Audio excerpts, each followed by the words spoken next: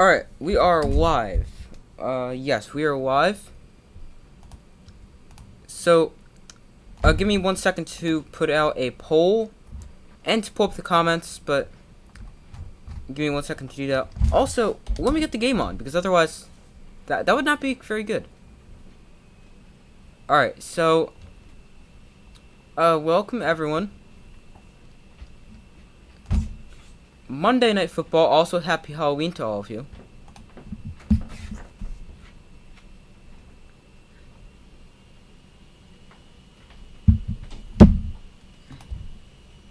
Give me 1 second.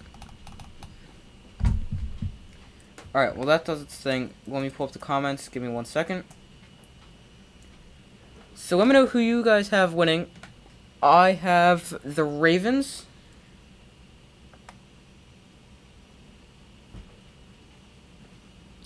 Not the Ravens, sorry. The Bengals.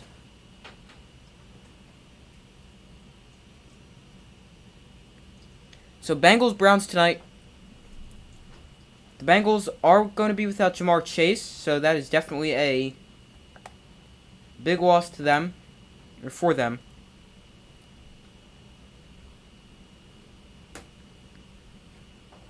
And that is especially bad because he was just getting going, like, to being really good this season. Like, the Bengals and Jamar Chase had gotten off to a pretty slow start. And now, he had back-to-back really good games before he is now out with a hip injury. And I believe he will be out for, I think the timetable is 4 to 6 weeks.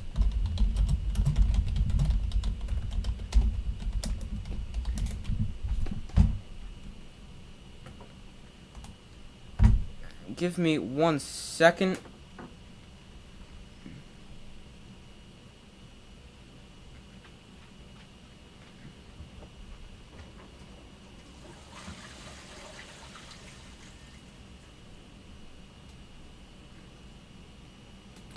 My score prediction, give me 1 second. Let me just refresh this. Doesn't seem to be right.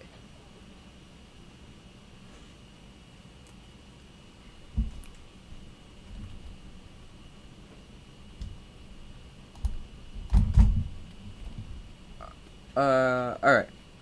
Score prediction is, I think I said Bengals 23-20.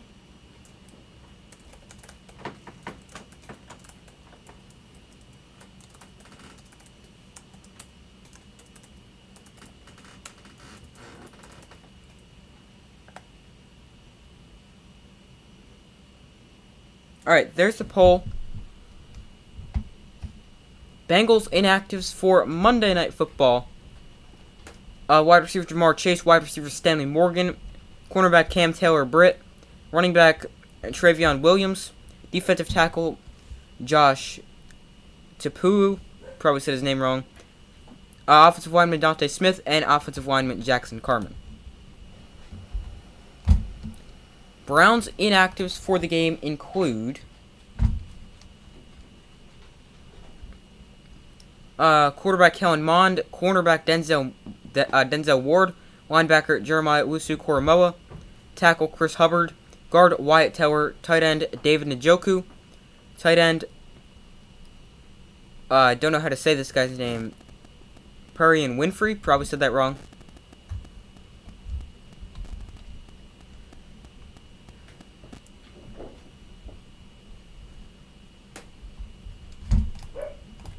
So those are the inactives. So a lot of key inactives there for the Browns. With, obviously, you're without a good linebacker in Jeremiah Owusu-Koramoah. Your top corner, one of the best corners in football, in Denzel Ward. Am I going to wear a costume? No, I'm not going to wear a costume. But happy Halloween, by the way. They're also without tight end David Njoku, which he's been good for them. Plus a really good offensive lineman, Wyatt Teller. So, I mean, a lot of key injuries there for the Browns.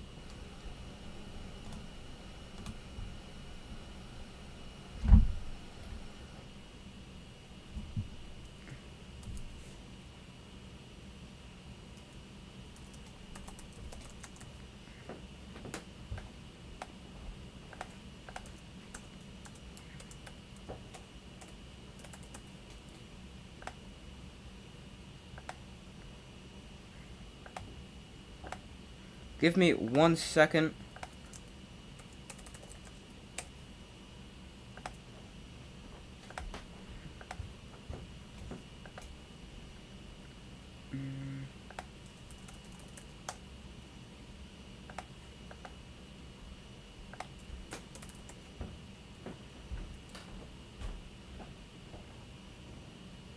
Okay, weather forecast, any rain? I don't know. Doesn't look like any rain during...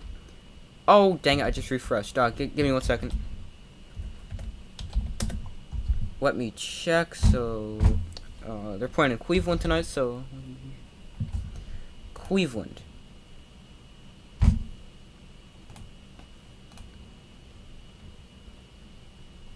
So... It is in Cleveland, it is currently... mostly cloudy, and it feels like 62.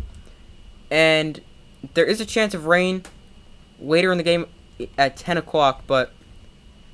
So it's going to be high 50s for the most of the game, and there is a chance of rain throughout the game, but it doesn't appear to be any rain during the pregame stuff.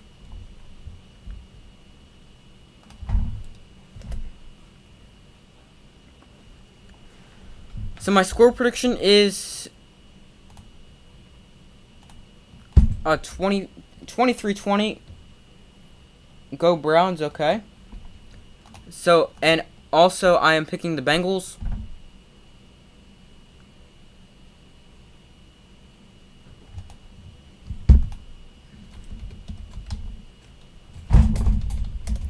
Also, before the game starts, I just wanted to mention that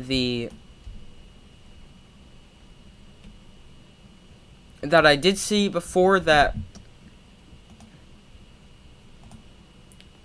Roquan Smith was traded to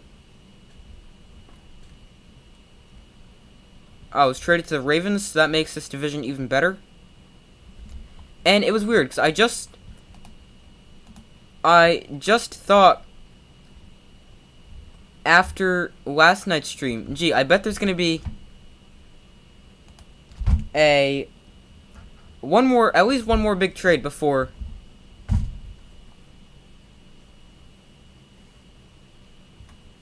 I bet there's gonna be one more trade, a big trade before the trade deadline, which is tomorrow at like 4, I think.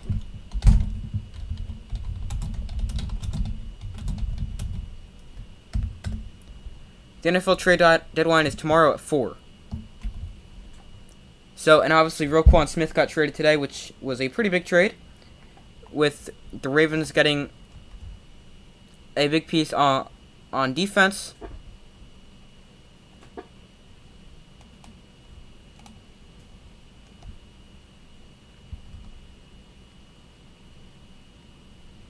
Roquan Smith? How old is he? I know he's currently 25. I believe he's still playing on his rookie contract because... So Roquan Smith, 25 years old in his, what? Fifth NFL season? 1, 2, 3... In his 5th NFL season. Hold on, give me 1 second.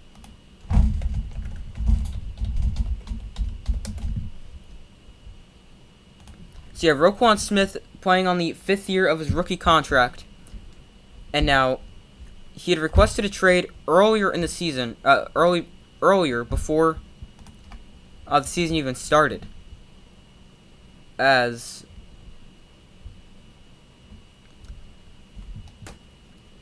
he had requested a trade because he was unhappy that the Bears wouldn't give him a new contract. And now, I would imagine that they would give him that the Ravens would give him a new contract.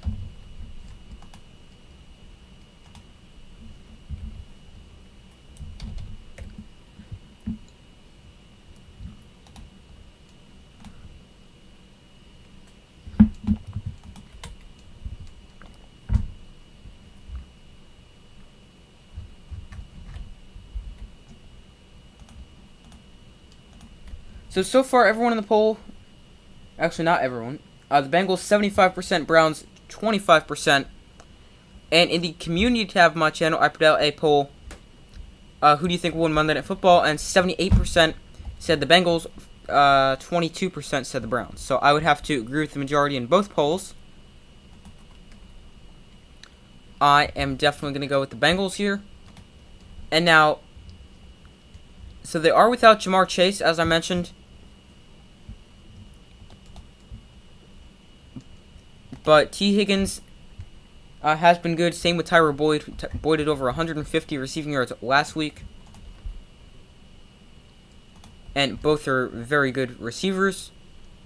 Plus, they've got a good tight end in Hayden Hurst and a good pass-catching running back, Joe Mixon. So, while it is a big loss losing one of the top receivers in the NFL, they have several players who could still help replace him.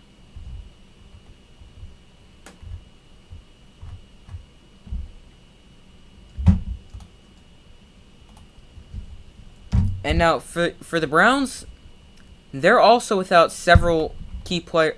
Oops. Sorry. They're also without several key players.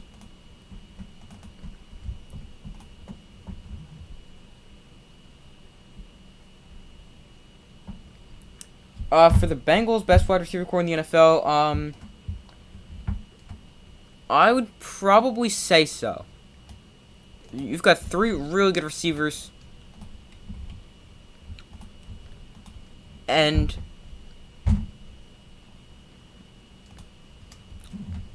I mean, there's other good receiving cores in the NFL, but I would definitely say, or not definitely, you could probably argue a few others. I'm just trying to think. I don't really think of any off the top of my head right now. So the Dolphins have a good one, Tyreek Hill and Jalen Waddle.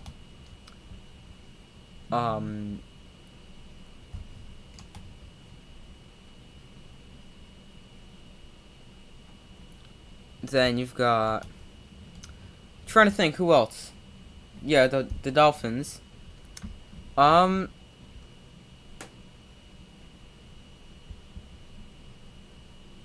Buccaneers have a pretty good receiving core, but I would say, yeah, the Bengals probably the best receiving core. Alright, so they're set to kick off, so let me get this score up. Alright, there we go. The kick is going to be returned by Chris Evans, and he's going to get taken down behind the 15-yard line. Great coverage there on the kickoff by the Browns. Hill on pace to break yards in a season record. Is he really? I did not know that.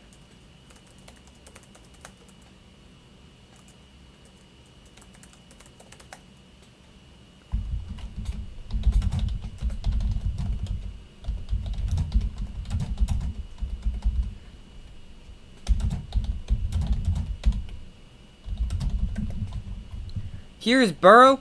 He finds Joe Mixon out of the backfield, and Mixon is able to get, looks like they're going to give him about 8 there on first down. And now, notable injuries to the Bengals: Jamar Chase, Stanley Morgan, Drew Sample, tackle Jackson Carman, and defensively, DJ Reader, Josh Topu, and Eli Apple, which, I mean, they're probably better off without Eli Apple, but still, it's an injury for them.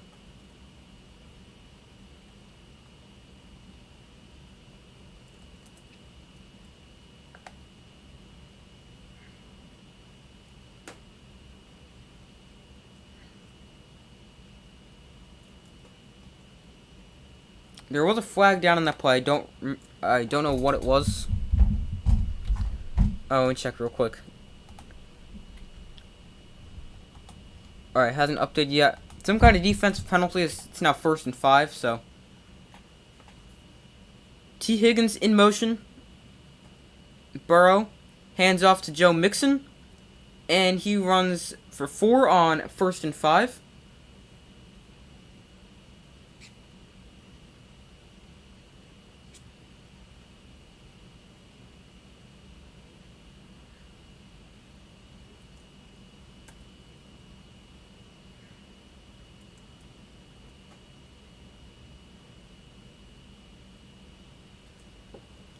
Bengals offense since 2019, 2,880 plays with 3+ wide receivers on the field, which is the most in the NFL. Here, Burrow hands off to Mixon once again, and he lowers the shoulder and is able to pick up the first down. Browns have gotten off to a pretty slow start this season, only 2-5. They have a lot more games they could have won. Like, they beat the Panthers. They should have beaten the Jets. They could have beaten the Falcons. They had a close game against the Chargers and a close game against the Raiders. Really, the only game that was not close for them was the game against the Patriots, but they lost 38-15. So, now from their own 25, here is Burrow. He finds Joe Mixon out of the backfield, and Mixon able to get, let's see where they're going to spot him. Looks like about 5 or 6 yards there.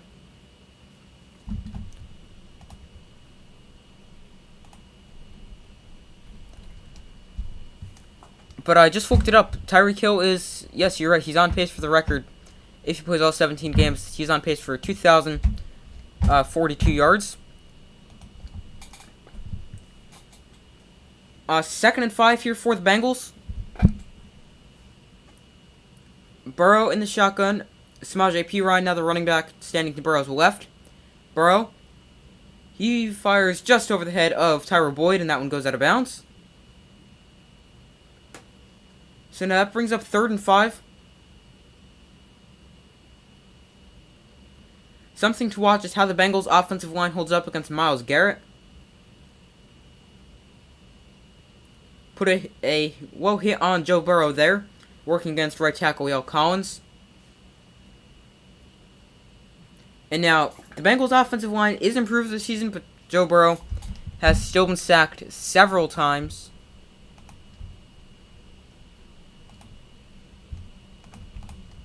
Here's Burrow, empty backfield. He throws, looking one-on-one down the sideline. Caught by Chris Evans, their pass-catching back. Good throw, good catch there. Getting the feet in. Here it is again, one-on-one up on the outside.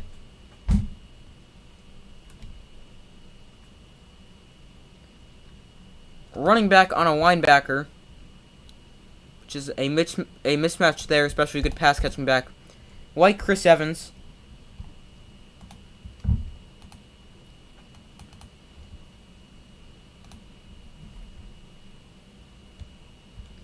But as I was saying, Joe Burrow still sacked 24 times, which is tied for the 3rd most in the NFL, even behind a better offensive line. Burrow taking a deep shot, looking for T. Higgins. That one incomplete. T. Higgins looking for a flag, same with Joe Burrow.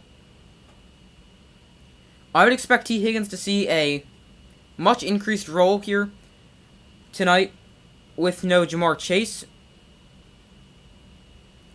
It definitely was some grabbing there. So I could definitely see a penalty. But no call. Or the call is incomplete, and there is no penalty called in the play.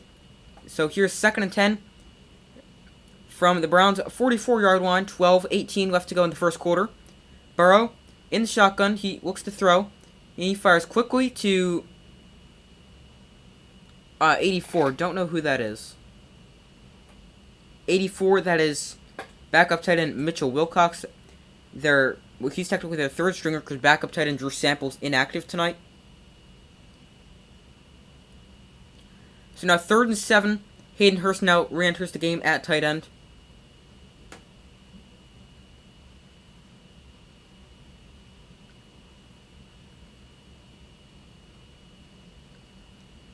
Bengals offense converted on 62% of 3rd downs during week 6 and 7, which is best in the NFL during that span. Here is a 3rd and 7. Burrow throws quickly, and he's got a first down and the connection to Tyler Boyd inside the 30-yard line.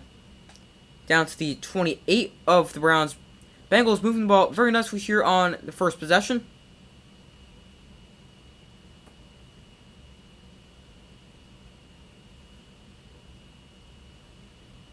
So now Tyler Boyd also would probably see an increased role tonight with no Jamar Chase. But I would expect T. Higgins to be like that go-to wide receiver. Tyler Boyd on 3rd down since 2016. 95 catches, 75 first downs from slot. Most in the NFL for both of those categories. Burrow Play action, quick throw to T. Higgins, and intercepted! Off the hand of Higgins and intercepted. Now on the return, up the sideline. Gotta get around Joe Burrow. Joe Mixon comes around and finally tracks him down. Now some extra pushing and shoving, but a big return there. Number 38 of the defense. That is AJ Green with the pick. Oh, tipped at the line. Wow, 2 tips on that play. First tipped by Myles Garrett, then off the hand of T. Higgins, before finally Green caught it, and now this... Oh, that's going to come back. He did not return that all the way. Or almost all the way. But great job there by the Browns defense to force a turnover. And now, I'm interested to see where they're going to spot this ball. Because it was... Okay, they did correct the call. It was returned nowhere. Because he was touched down by contact there.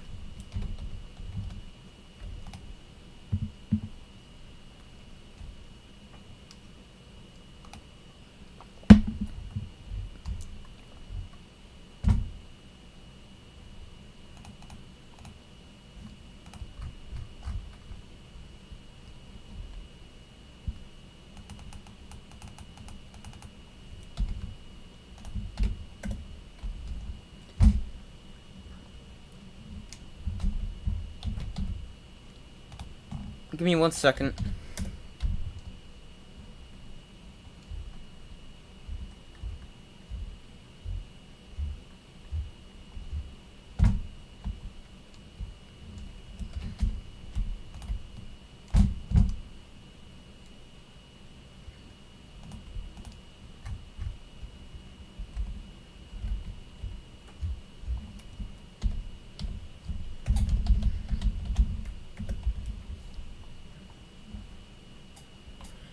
Alright, so the Browns defense comes up with a big turnover right as the Bengals had been moving the ball pretty effectively, as they had a 9-play, 59-yard drive going before it was tipped at the line and then tipped again by T. Higgins before it finally got picked off. So now the Browns, they do have to go essentially the length of the field rather than just about 10 to 15 yards.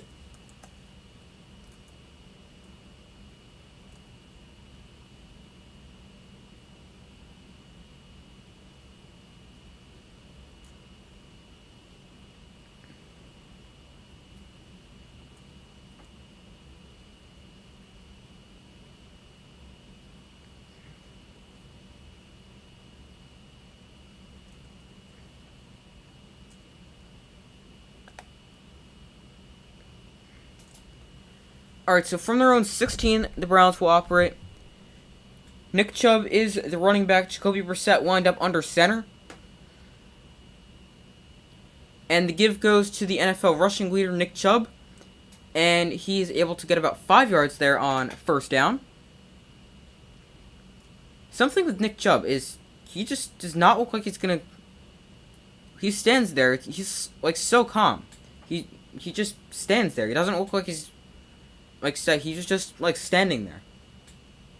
Jacoby Brissett career as a starter, 42 passing touchdowns to 21 picks, so not a great ratio there. Also 16 and 28 is his record as a starter.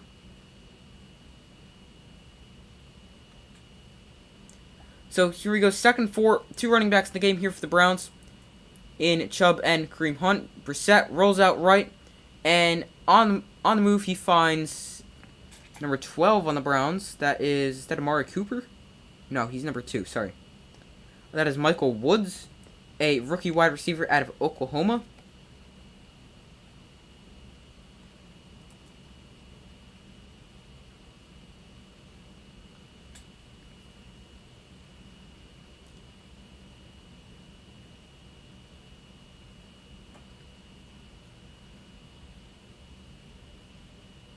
So here is a 1st and 10. Reset, play action. And now he fires. And he finds an open receiver. There's Donovan Peoples-Jones. Peoples-Jones hurdles over somebody. I don't know who it was. And he picks up a big gain for the Browns. Good run after the catch there. That was going to be a pretty good play to begin with. It was going to be about a 15-yard gain. But then he went up and over Jesse Bates.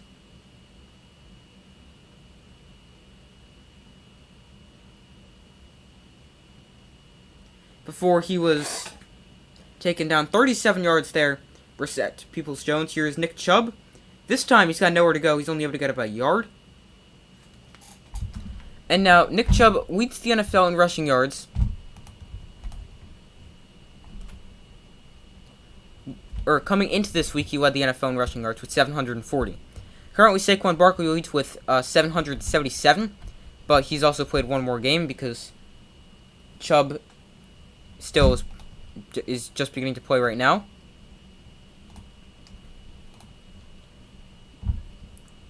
The Browns also have the 3rd best rushing offense in the NFL, averaging 163 yards a game.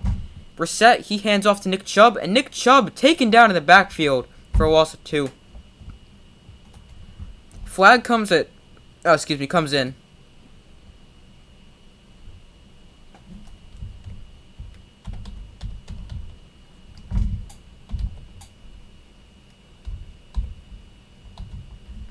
It is holding on the Browns. I would imagine if you're the Bengals, you probably decline this. I don't know if they did or not. No, they accepted it. So 2nd and 19.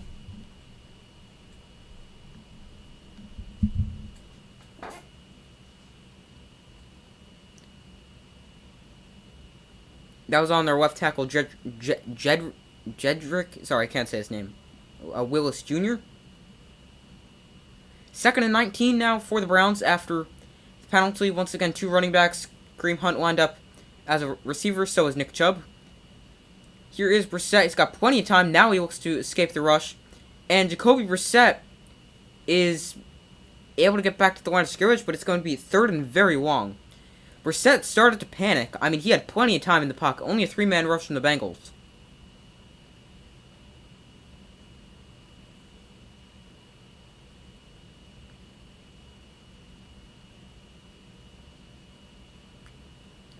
He had plenty of time. He did not need to try to escape the pocket. And once he did, he was tackled for a loss. Bengals defensive end Trey Hendrickson since 2021 has the 2nd highest pressure rate, only to Micah Parsons. Kareem Hunt, now the running back for the Browns. Here's Brissett. And he finds Hunt out of the backfield. Kareem Hunt is taken down at the 36-yard line. And that brings up 4th and long. So now I would imagine they're just going to kick a field goal here. 4th and 11. And they do send Cade York, the rookie, out for the field goal.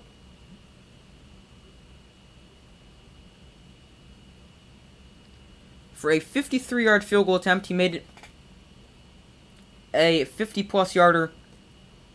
Sorry, still realized I have the ball marker on the Bengals. The Browns currently have it. Made a 50-plus yarder to win in his first game when the Browns played the Panthers. And this kick is blocked. They must have gotten a piece of that one.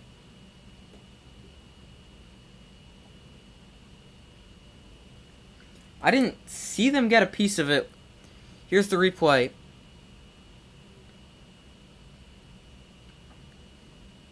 Yeah, tipped at the line by the Bengals. And the Browns come up empty. Both teams come up empty. Bengals with an interception. And the Browns get a blocked field goal.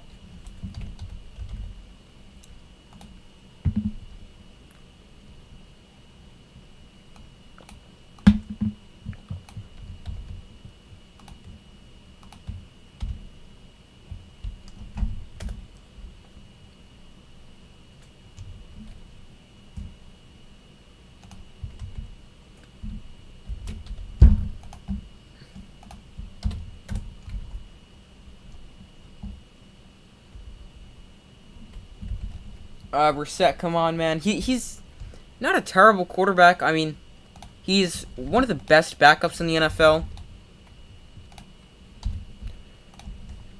Where if your starter goes down and you need a backup to do the job, Jacoby Brissett is one of the best in the league at doing that.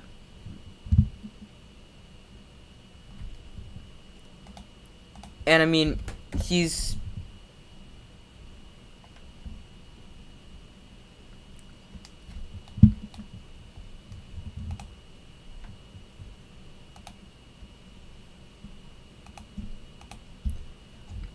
what was I saying? Oh, he's one of the best backups in the NFL.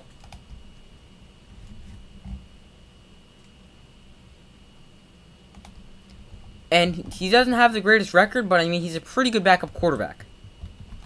Probably one of the best you can get. Obviously, a true backup quarterback. And it's not like a quarterback that's a starter.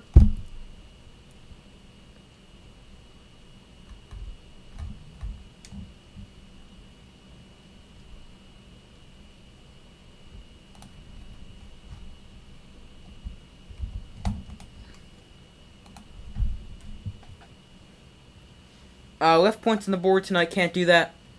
When you're going up against a good offense and just good overall team against the Bengals, yeah, you definitely don't want to leave points on the board.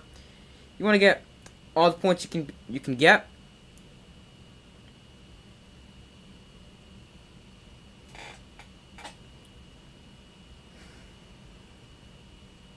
So now the Bengals. Sorry, let me switch just to Bengals. Alright, there we go. We've got pretty good starting field position here.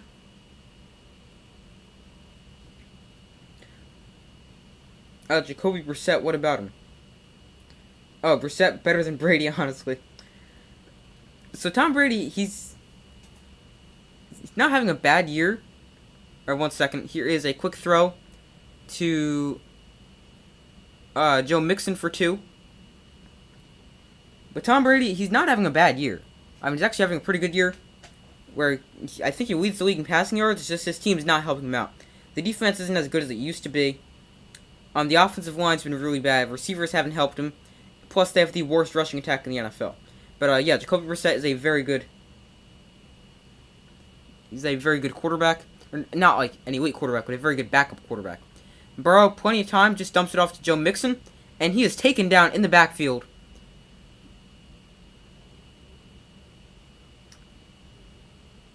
Doesn't Joe Burrow have the most yards in the NFL? Let me check. I thought it was Tom Brady. No, Burrow is 4th, but if he has a good game tonight, he can probably get it. He's like 100 hold on, let me do the math real quick. But it would probably be Joe Burrow after tonight. But currently, because Brady's played another game, Joe Burrow hasn't.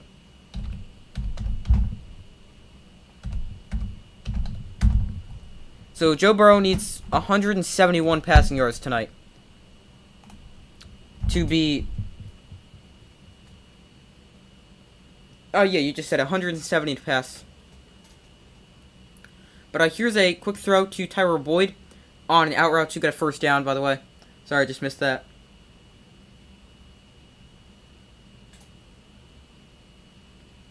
He's got a good matchup. You mean for Joe Burrow tonight? Yeah, the Browns' defense really hasn't been all that great this season. Aside from Myles Garrett, they really have not been good. 1st and 10, Burrow, he hands off to Joe Mixon, and he tries to bounce off a defender, but it's going to get stopped right at the line of scrimmage. Tackle made by 23 of the Browns. That is Martin Emerson Jr., a rookie out of Mississippi State. 2nd and 10 here for the Bengals after an unsuccessful first down run. Clock winds to 3:50 left in the opening quarter. Oh yeah, I was saying to pass Brady. Yeah, you're right. He needs 171 to pass, 170 to. He's currently 170 behind. Yes, correct. Here is Burrow, 3-man rush for the Browns. Burrow gets hit anyway, and he's just able to find Samaje Perine, but that's for no gain.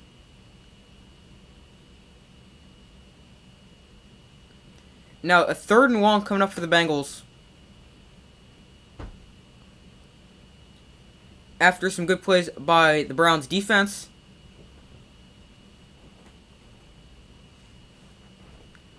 On 3rd down tonight, Joe Burrow, 3 of 3 for 51 yards and 3 first downs. Obviously had the big completion to Chris Evans. On the first 3rd down of the game, Browns show blitz, back out of it. Myles Garrett gets to Joe Burrow and throws him to the ground. Sacked back at the 45-yard line. Myles Garrett gets the sack, and the Bengals will be forced to punt it away.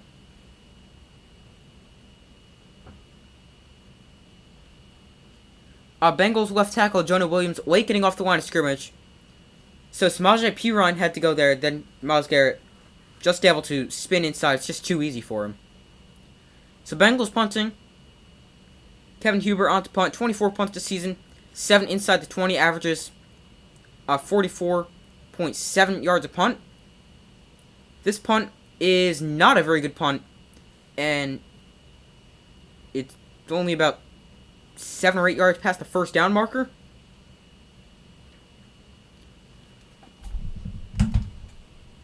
It is officially marked as a... Alright, this hasn't updated yet. Sorry. Give me 1 second.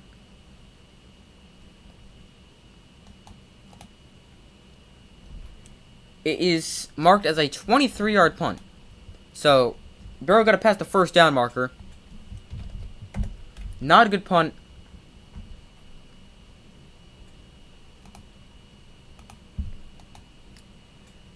And now, the Browns offense comes back onto the field. They had a pretty good drive. They got into field goal range.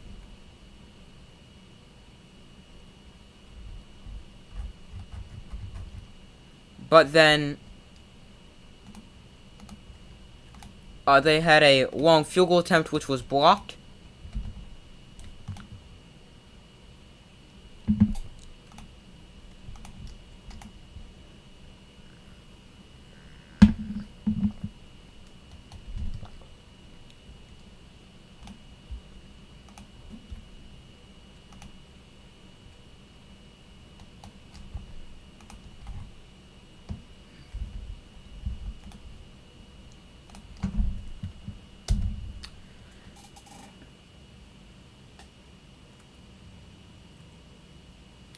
Defense has been pretty good tonight so far for the Browns. They had not a great opening drive, but then able to come up with the interception.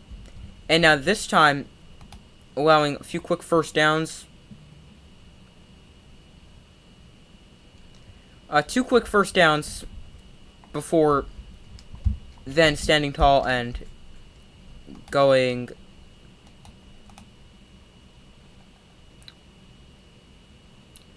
They went run for no gain, quick throw for no gain, and then a sack to make it 4th and 18, and then forced a bad punt.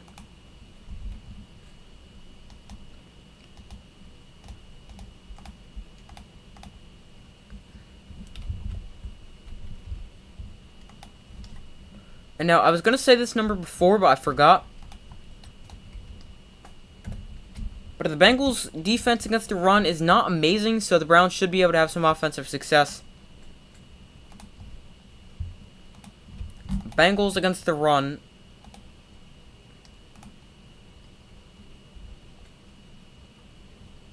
They allow about 119 yards per game.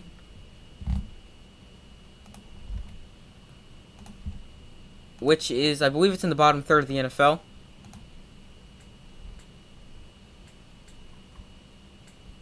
Actually, never mind. It's about halfway. Almost right in the middle, actually.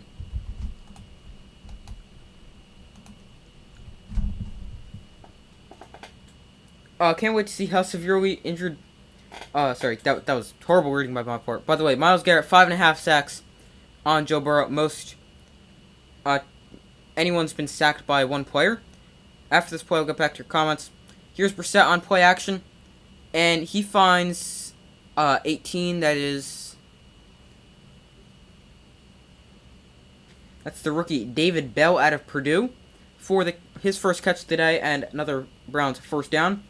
I said can't wait to see how a severely injured Bucks team does against a horrible Rams team in Week 9. Yet that should be one of the best games of the season, just like the Browns Packers should be good.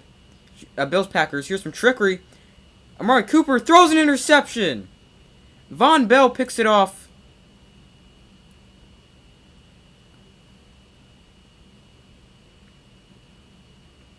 I don't think that's how the Browns drew that one up.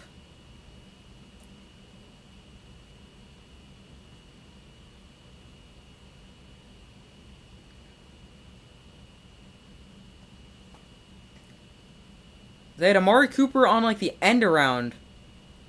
First it was a fake toss, then a handoff to Nick Chubb, who flipped it back to Amari Cooper. And Amari Cooper threw an interception to Von Bell, who then stepped out of bounds on the return, but wasn't going to be able to get much more than that anyway. And then you said Bucks for the win, yeah.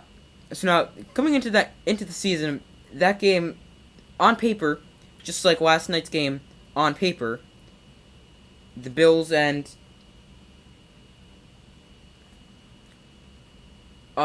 Packers should be one of the best games of the season coming in. But the Buccaneers and Rams have both been extremely disappointing. Neither currently in first in their division.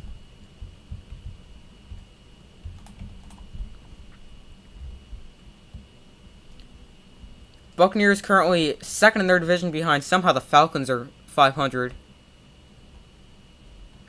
And then the Rams third in their division at 3-4 behind Seahawks and 49ers. Now 3 of the 4 division leaders in the NFC, I don't really think anyone saw that coming. Whereas the AFC, they're all kind of expected with the Bills, Ravens, and Titans, and Chiefs. Then in the NFC, it's the Eagles, Vikings, Falcons, and Seahawks. I don't think anyone expected the Falcons and Seahawks to be leading their respective divisions.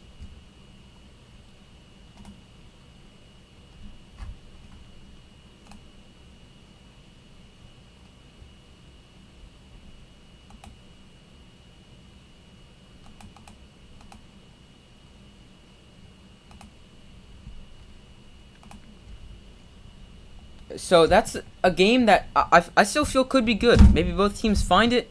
Maybe it'll help one of the teams. Maybe it'll help one of the teams find it. And then improve and maybe get on a roll there.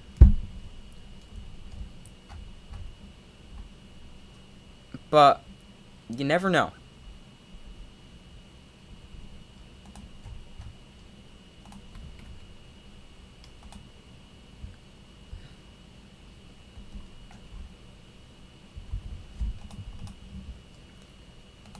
Alright, here are the Bengals. Burrow, he hands off to Joe Mixon, who is able to get about 3 yards there on first down to bring up 2nd and 7. I just hope the Bucks get players back on defense and offensive line soon. With the offensive line injuries, I know Ryan Jensen, he's out for a really long time with some kind of kneecap injury.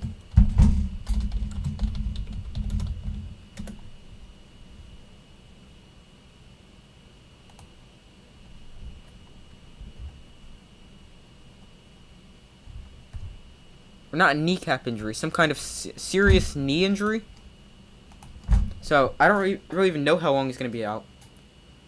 Here is Burrow. He fires over the middle and off the hands of a sliding receiver that is number 80, that is Mike Thomas. And then the Buccaneers offensive line. I'll just look up Buccaneers.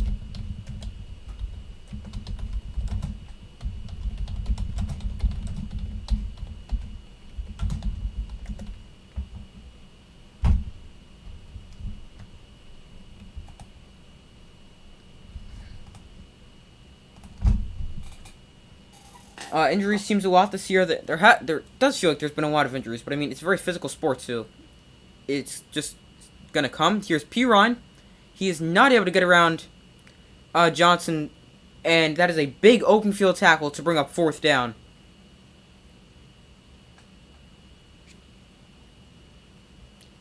John Johnson made a great play right there, tackling P. Ryan in the open field. The Bengals lining up to go for it.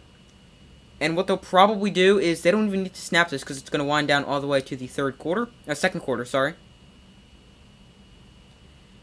So there is 10 seconds left in the quarter. Now they're lining up for 4th and 4.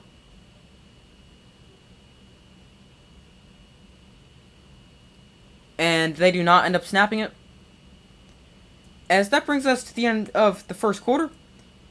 Currently no score.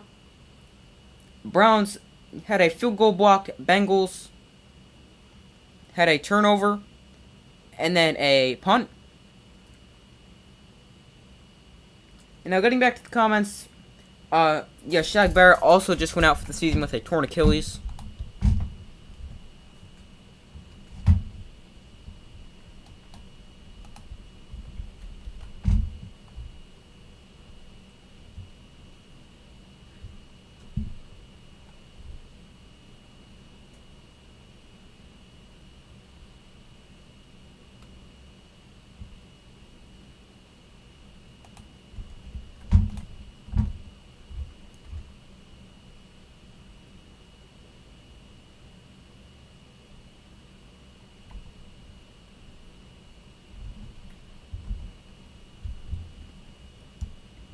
NFL is so fast these days, yeah.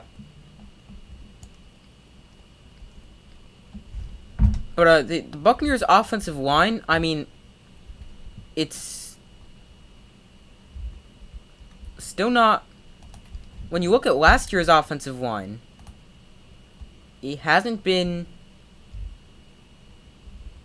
There's a lot of big differences. Obviously, Lee Marpet retired. They lost somebody to the Bengals. I don't remember who that was.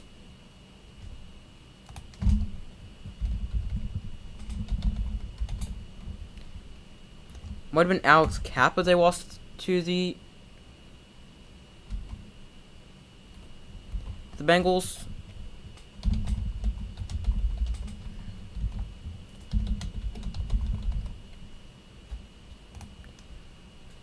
Let me check their depth chart. I can't see last year's depth chart. Okay, never mind.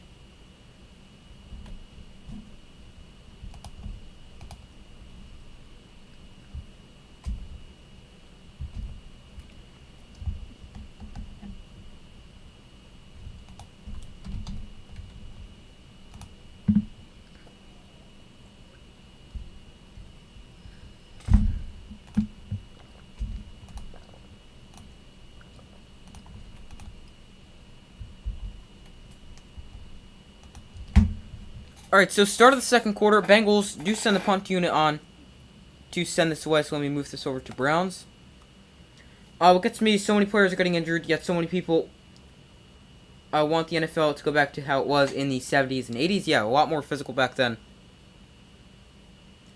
And a lot of... Yes, got your point. So here is 4th and 4. First punt for the Bengals, not a good one. This one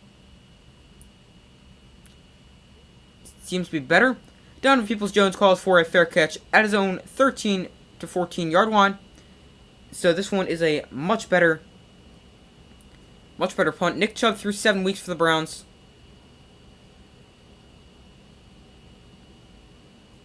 He has 740 rushing yards, 8 touchdowns, both lead the NFL.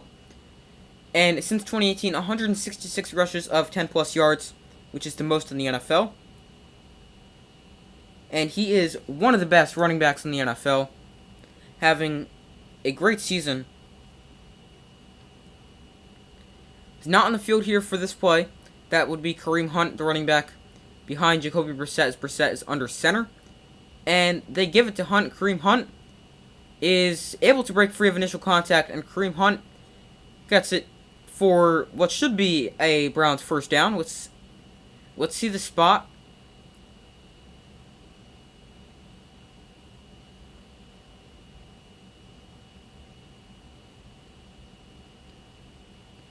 Jermaine Pratt got hands on him, couldn't bring him down. Jesse Bates then made the stop. It should be third and mark, 2nd and 1. Well, I think he should have gotten the first down.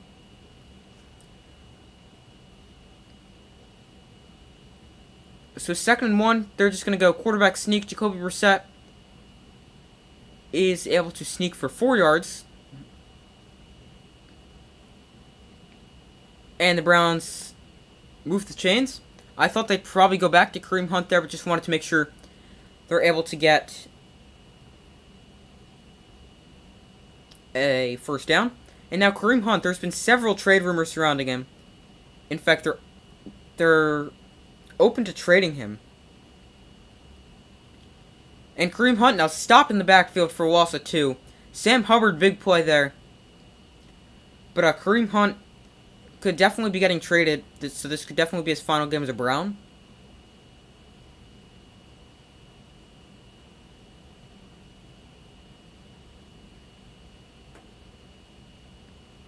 Hunt to Miami. I've also heard a lot of Hunt to Buffalo. Here is Kareem Hunt out of the backfield, and he is able to pick up 4 on a little swing pass to make this about 3rd and 8. 3rd and 7 is what they're going to mark it as. So yeah, Kareem Hunt is a really good running back. Doesn't need to be splitting with anyone. He could easily be his own lead running back. So he could be a top running back for several teams. So here is 3rd and 7.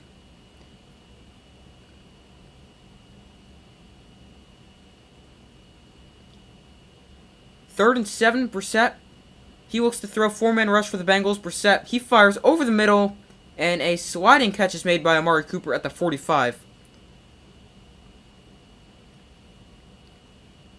A well throw there from Jacoby Brissett. Good job by Cooper to get hands under it. Ooh, man, I think that might be incomplete.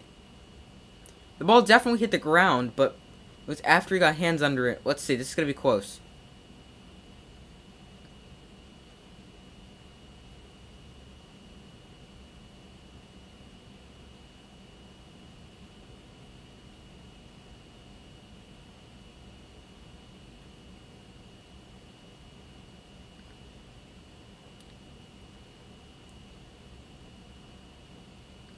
And I think the Bengals are challenging this. So this is...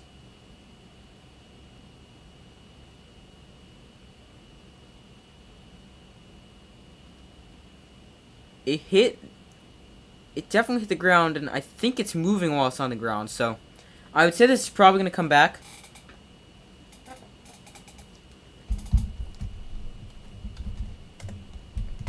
So I would say this is going to come back.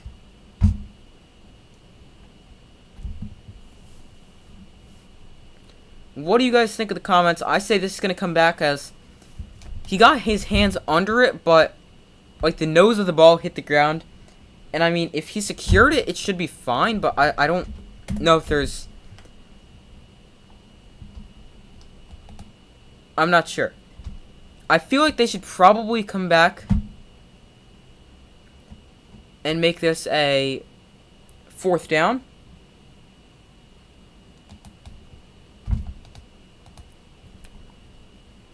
But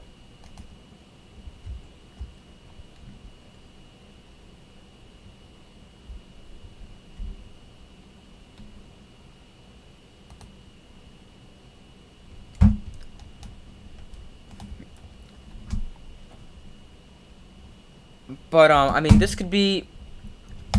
The ruling on the field here matters a lot, because they called this a completed catch. So it would have to be indecisive evidence, or indisputable evidence, to reverse this. And I mean, I think the evidence is good enough, so...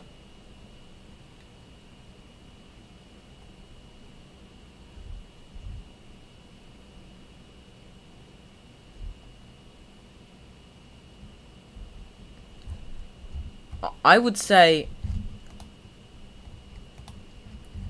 this should come back.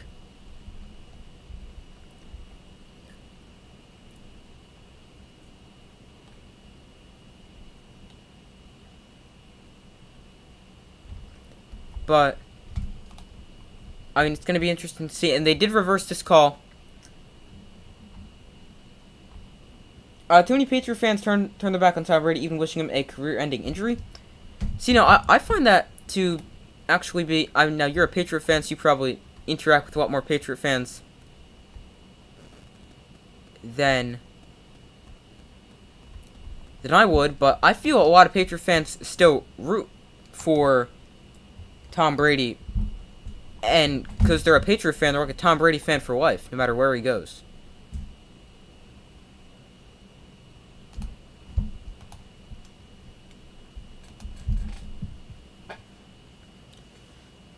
So here's the Browns on to punt.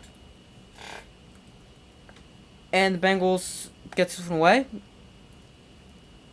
Return from their own 15, and it's a good return, 16-yard return there by, I believe his number is 11 on the Bengals, which is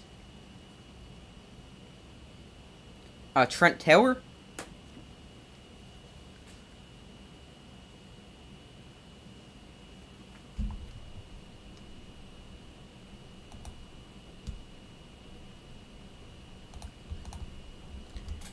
Trey Hendrickson could potentially have a back injury, so he's kind of sandwiched between two defenders. But on the season, he leads the Bengals in all pressures, sacks, and I believe it's a quarterback hits as well, with 28 pressures and 4 sacks.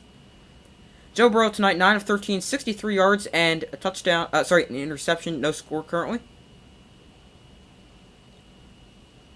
Here is Burrow, he fires quickly, caught by T. Higgins, and that should be about a gain of 4 yards.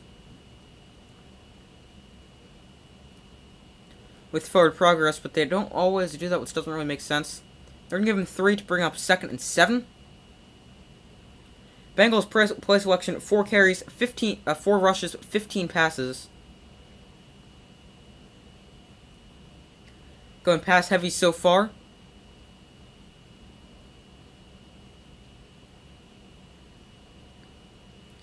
So it's 2nd and 7, Samaje Perine now the running back. And here is a little jet sweep touch pass to Trent Taylor, punt returner, and he's able to pick up 5 to make this, maybe 5 or 6, to make this 3rd and very short.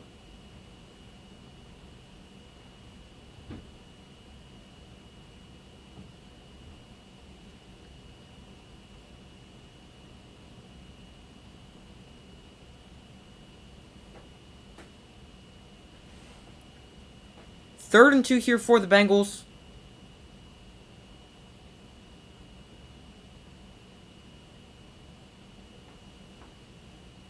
Tyler Boyd wound up in the slot, a very reliable 30-down option.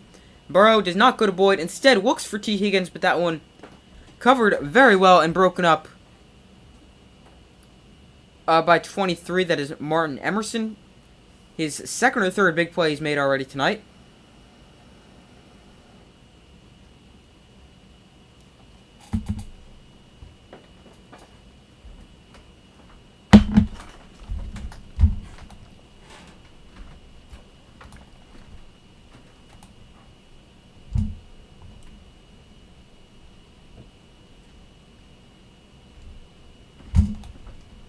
So 4th and 2, Bengals forced to punt this away after a quick 3-and-out possession.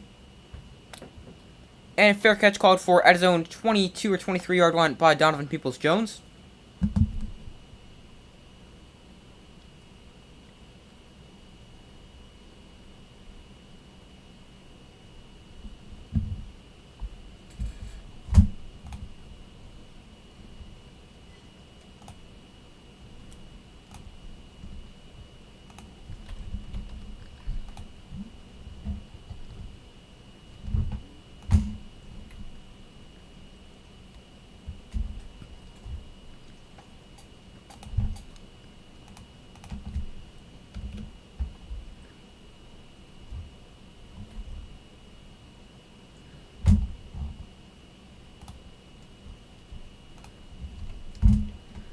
So now the Browns get the ball back after their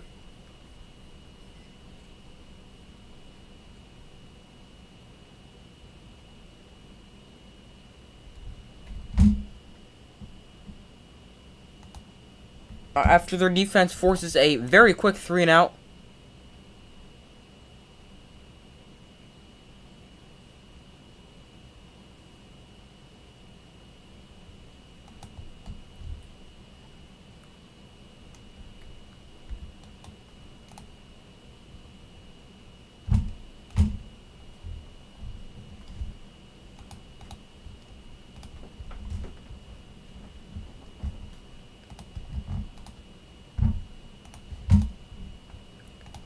So, still no score. Both defenses have been good.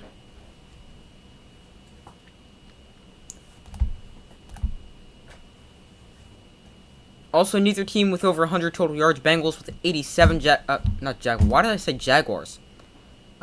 Browns with 71. And they're going to get the ball back here.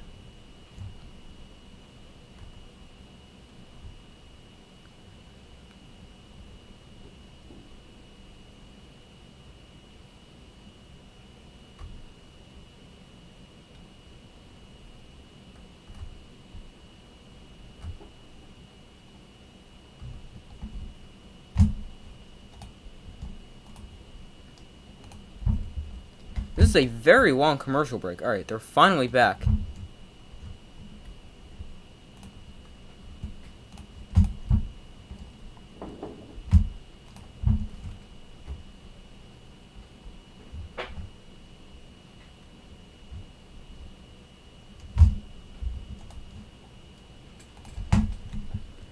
Alright, so they're finally back after a very long commercial break. Browns get the ball at their own 22-yard line. Nick Chubb, the running back. I don't believe we saw any action last possession. Brissett wound up under center, and he hands off to Nick Chubb running right. Chubb, not really a ton of space to operate, and he's able to get maybe about a yard and a half.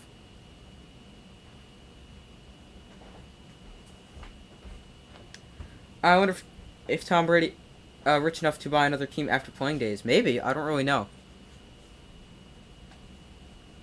2nd and 8 here for the Browns after not the greatest run on first down.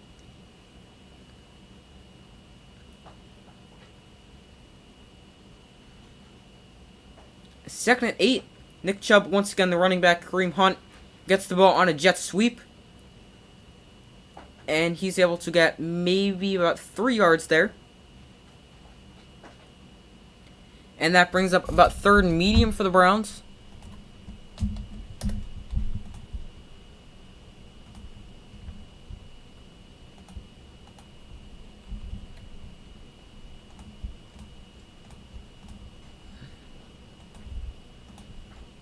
So 3rd and 5 here for the Browns.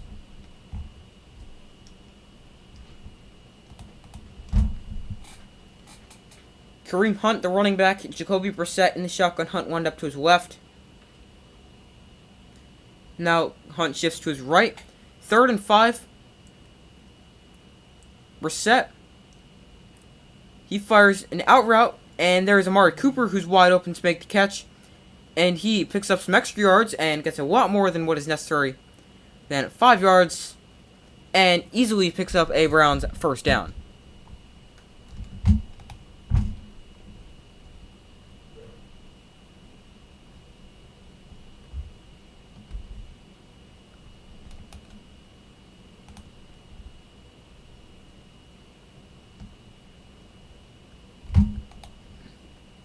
So now 1st and 10 inside Bengals territory from the Bengals 44.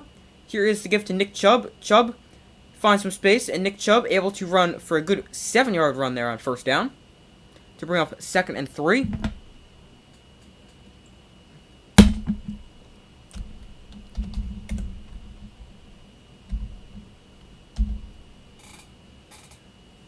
Good run there by Chubb on first down. As tonight's got 4 carries for 17 yards. And now they go back to Nick Chubb, this time running right. He's able to bounce it outside. Nick Chubb now cuts back inside. He's got a Browns first down. And it's about a gain of 5 on that run.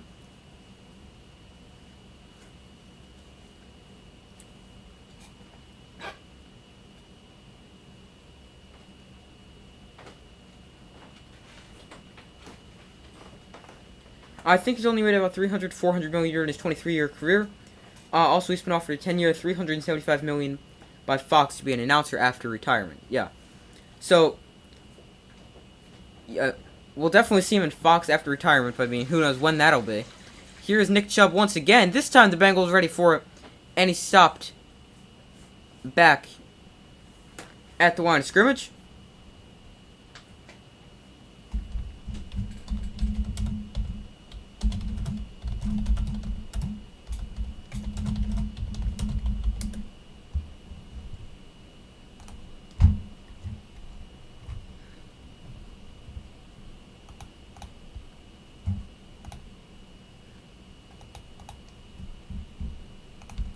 So here is 2nd and 10.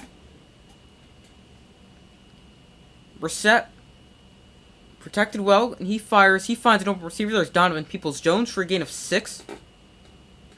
Yes, he's going to be an announcer for Fox after his playing days are over. So far, on the poll, Bengals have 62% of the vote, Browns with 38%. 3rd and 4 here for the Browns. Brissett, empty backfield as Hunt splits out as a wide receiver. Here's Brissett. He floats when looking for Amari Cooper back shoulder, and that one is caught inside the 10-yard line. And Brissett finds Amari Cooper on another first down to move the chains.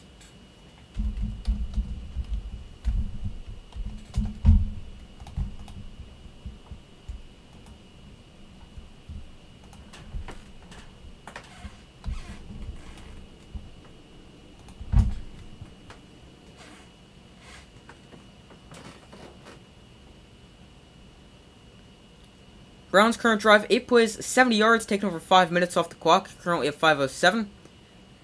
2 running backs in the backfield. Chubb to Brissett's right, Hunt to the left. Now Brissett looks to throw. Protected well, and he fires to Kareem Hunt for a gain of 4, getting it from the 8-yard line to the 4-yard line to bring up 2nd and goal.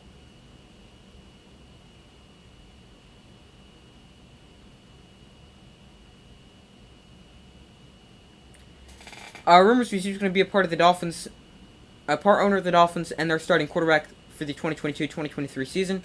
But the Dolphins were guilty of tampering, as he was still under contract with the Bucs till 2023.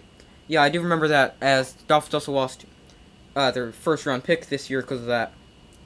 Wait, for this, that would be this season, right? Yeah. Do you mean next season, 2023-2024? Because if it was 2022-2023 season, that would be this year.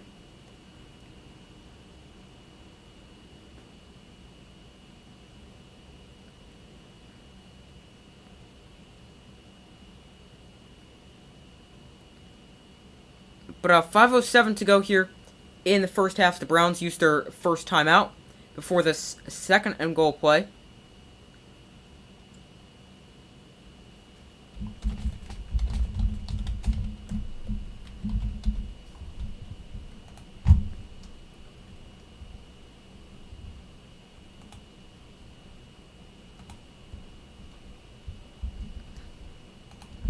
So here is 2nd and goal. 7 offensive linemen in for the Browns. Brissett now goes out wide as a wide receiver. Nick Chubb takes the direct snap, and now he runs, cuts back up the middle, and Nick Chubb gives us the first points of the game.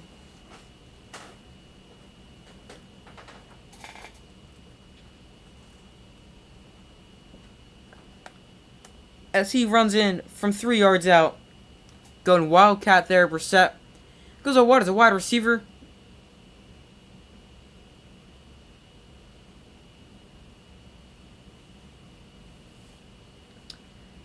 Oh, he retired hoping to be released by the Bucs. I did not know that. Thanks for sharing. But then he returns to the Bucs 40 days later.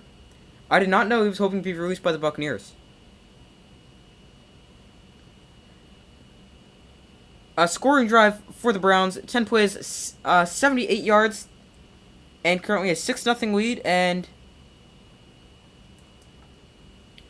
the extra point good, but looks like we're going to get a false start penalty or some kind of pre-snap penalty.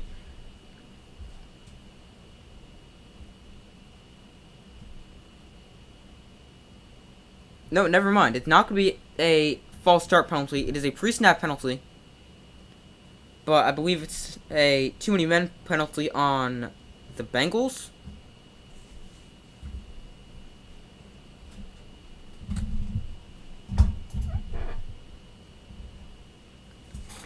And now, because they moved from the 2-yard line to the 1-yard line. Hold on, give me 1 second.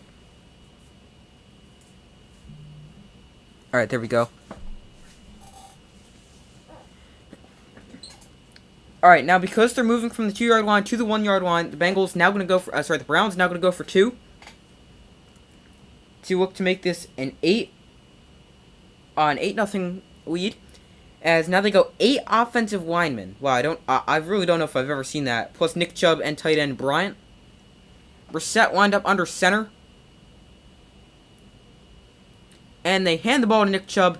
And Nick Chubb in for the 2-point conversion. To make this an 8-0 Browns lead. After the 2-point conversion.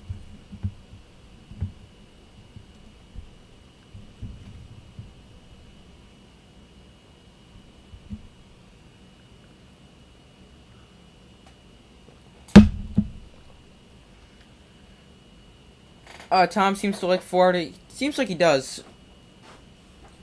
But, yeah, he wasn't too happy with Arians and wanted out. But when he unretired, Arians left the head coach and went upstairs.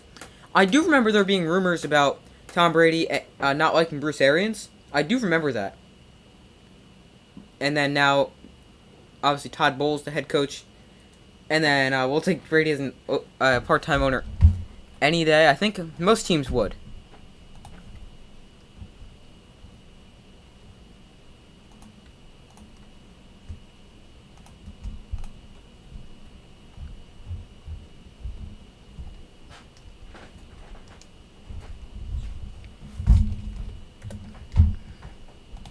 So, finally some scoring here.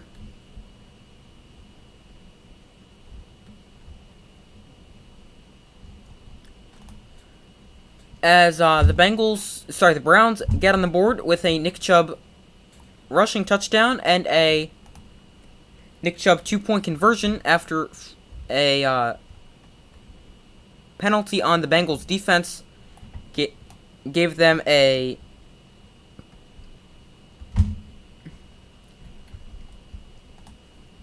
closer 2-point conversion opportunity.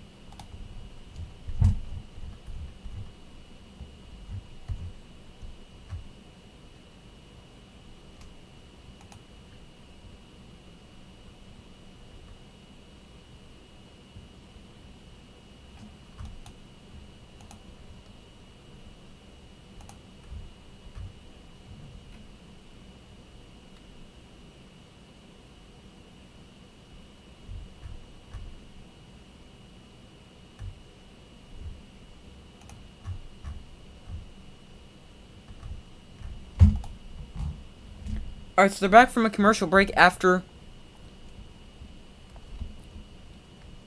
Nick Chubb is responsible for all 8 of those points.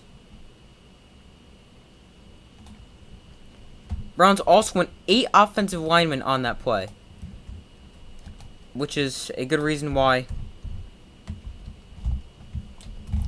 there was space for Nick Chubb to run.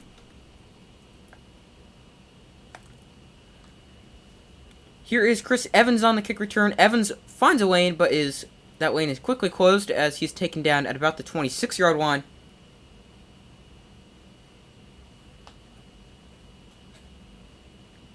I like a lot of Bucs fans, but so many seem to be turning on Tom Brady. How about how the season is turning out?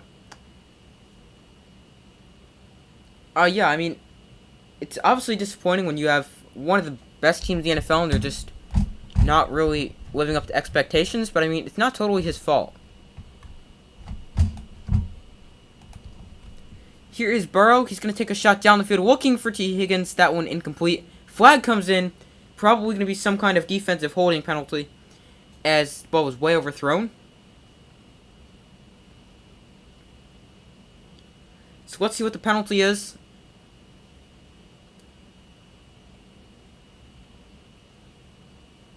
it is pass interference, so on Martin Emerson Jr., a rookie out of Mississippi State, had been having a pretty good game so far.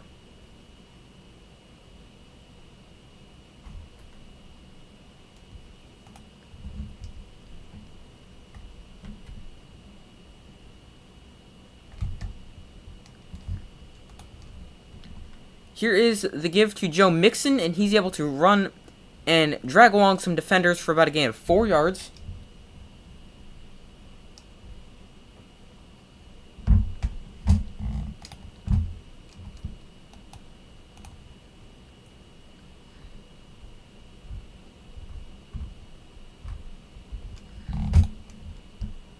So now here's a 2nd and 6 for the Bengals. They've only ran the ball 5 times of their 22 plays. So that obviously means 17 pass attempts. Here is a 2nd and 6. Burrow in the shotgun. Smash a P. Ryan. Now the running back wind up to his right. Here is a fake touch pass, and instead a give to P. Ryan, who is able to sprawl forward and get the first down. After a fake touch pass to Trent Taylor.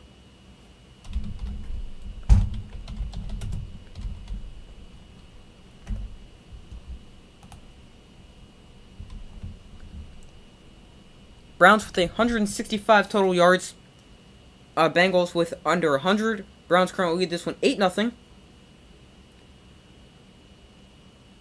3:36 to go in the first half. Inside Browns territory. Burrow steps up in the pocket and loses the football. Joe Mixon, did he dive on it? He was right there.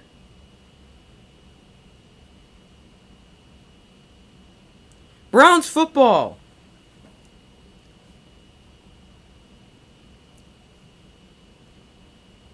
Ball knocked away from Joe Burrow. And the Browns able to scoop it up. Or fall on, I should say. They didn't scoop it up.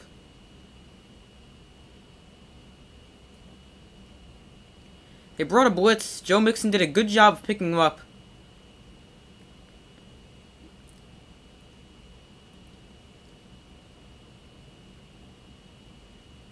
But then, eventually, the blitz got home, and the Browns able to recover. Too many people saying that Tom Brady is now washed and should retire for good, even though he's currently leading the league in passing yards and only thrown 1 interception. Yes, the numbers are pretty good. The team results have just been somewhat disappointing, because, I mean, football is a team game after all. And go Browns. Yeah, big turnover there. Nick Chubb bounces this one outside. Goes, oh wow, goes up and over. And Nick Chubb ends that with a run of 13. Second hurdle we've seen tonight.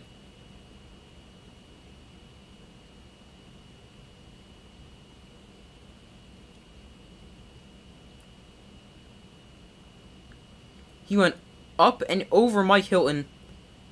Now, Nick Chubb, 8 carries, 37 yards, and a touchdown. And is currently standing in the backfield here, and he gets the ball. Chubb, weaving his way in and out of traffic, able to run for about 4 yards.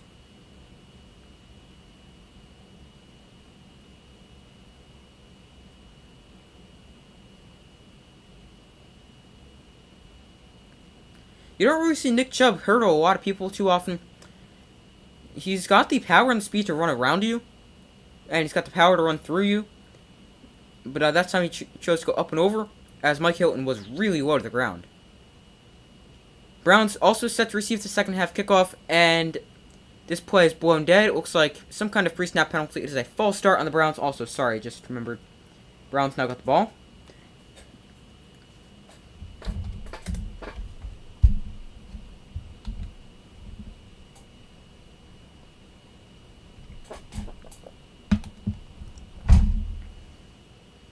I find it funny that Goff's playing better than Stafford's stats-wise. That's karma for the Rams fan. Yeah, Rams just not having a good season. I mean, Matthew Stafford's still a good quarterback. Rams still could be a very, very good team. But not having a very good season. For the Lions, I mean, they've been in several close games. They just have not been able to get the win. 2nd and 12 here, but first we reach the 2-minute warning. But stat-wise, now I'm curious between Jared Goff and Matthew Stafford.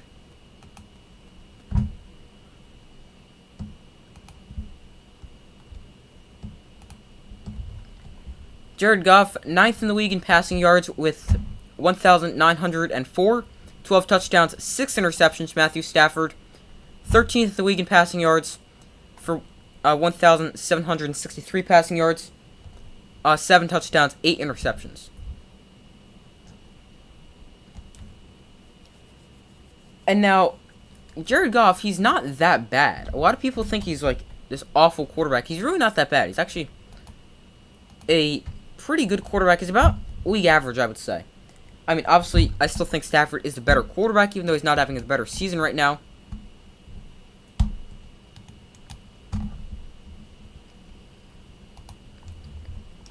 Lions haven't been able to finish yet. Exactly. I mean, they've been in a lot of close games. They were in a close game yesterday against the Dolphins. The only game they really had no chance in, well, really two. But I mean, the first half of this game was close. They were in a close game with the Cowboys. They were actually up 6-3 at the half before the Cowboys used a great second half to end up getting the win. They were in a close game against the Eagles, which they ended up not winning, but they had a pretty good comeback in that game. Then they beat the Commanders, a close loss to the Vikings, a close loss to the Seahawks. They were destroyed by the Patriots, then Cowboys, and then... So, realistically, if everything went ideal for the Lions, they could really be, I don't know, 5-2, 6-1. No. Yeah, 6-1, 5-2, something like that. But instead, they're off their record now 1-6, as they've just been up on the wrong end of several close games.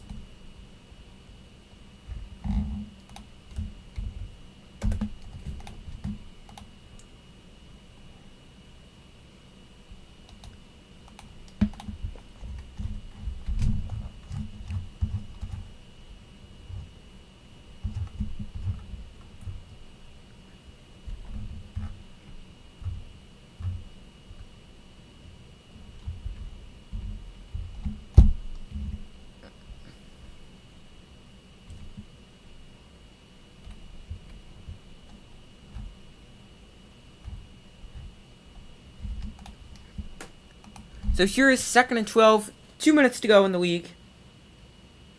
Sorry, I read their defense is so bad, last in the league, I think. 2 minutes to go in the first half. Brissett throws off the hands of Amari Cooper, who's looking for a flag. Brissett also hit as he threw that one. Like scoring defense or yardage defense? Or, I mean, probably both, because if you give up a lot of yards, you're going to give up a lot of points.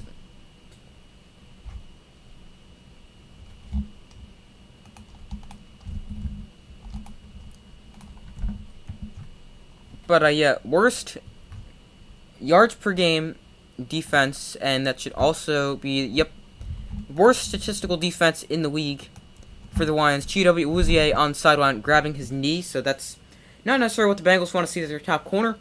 3rd and 12 now for the Browns.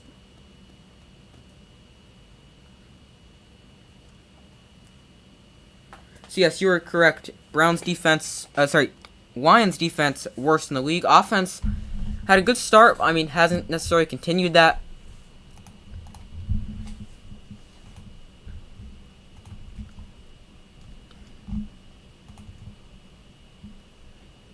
They still have the 4th most yards a game, and they're... hold on, let me count real quick. 1, 2, 3, 4, 5, 6, 7, 8, 9, 10th in the league in terms of points per game. So we got 3rd and 12 here for the Browns. Kareem Hunt motions into the backfield. Bengals bring a blitz. Brissett under pressure, and the ball's out and picked off. I don't know if that was a fumble or an interception. Whatever it is, the ball is out, and the Bengals have it. Jacoby Brissett slow to get up.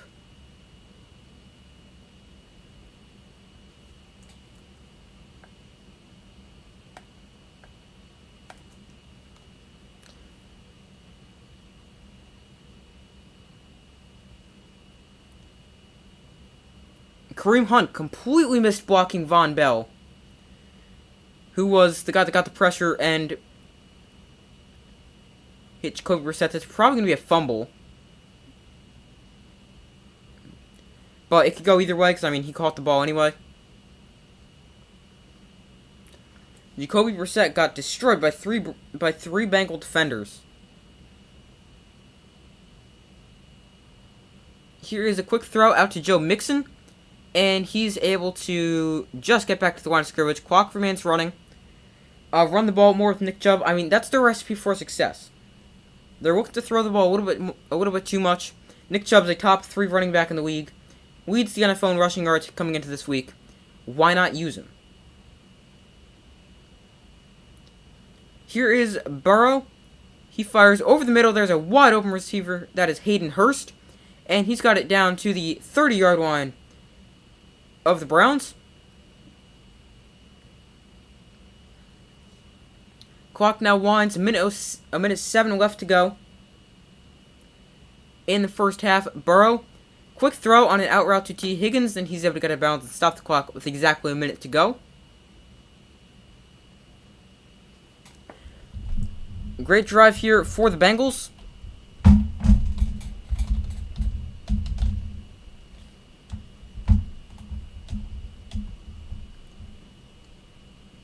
The Bengals have not been shut out in the first half of this season, so here's a great opportunity to get on the board and extend that streak. Here's a 2nd and 5. Burrow play action. Under pressure from behind and taken down. Lucky to hold on to the ball there. Isaiah Thomas, rookie edge rusher out of Oklahoma, comes in with the sack, and the Bengals, I believe it's been their 2nd timeout, as the clock does stop with 53 seconds left.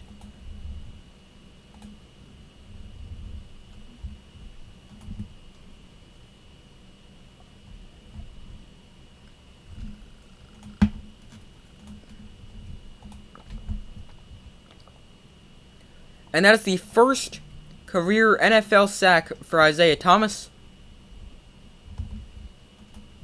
as he takes down Joe Burrow. By the way, yes, the Bengals did spend their 2nd timeout there to stop the clock with 53 seconds to go before this 3rd and 14 play. The Browns get the possession to start the second half, so Bengals really need to get on the board here. Bengals on 3rd downs started 3 of 3 since 0 for 3. 3rd and 14.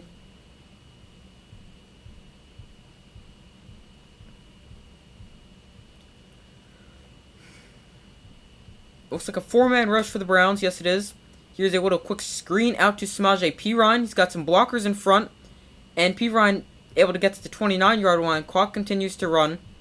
And now the Bengals are going to probably try to wind this all the way down before they send out Evan McPherson for a field goal before the half.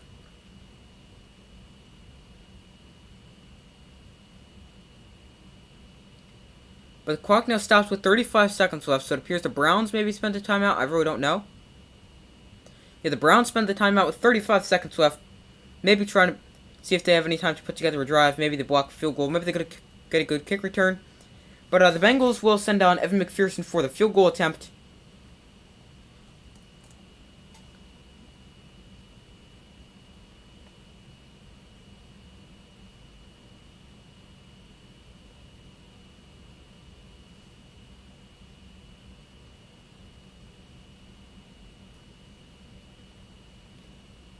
So with 44 seconds to go, they add 9 more seconds back onto the clock. Here's a 4th and 9. Evan McPherson, 11 of 13 on field goal attempts this season, along 59 yards in Week 1 against the Steelers.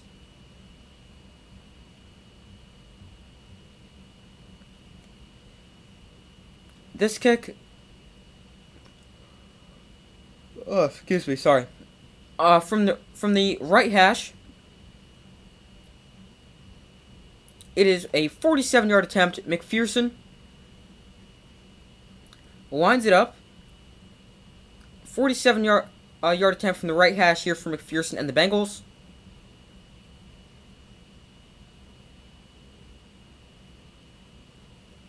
And McPherson's kick is hooking left and no good.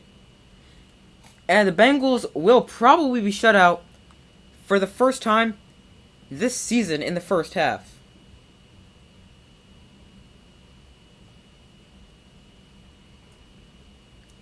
Good snap, good hold. The kick just kept drifting, and eventually went wide of the upright.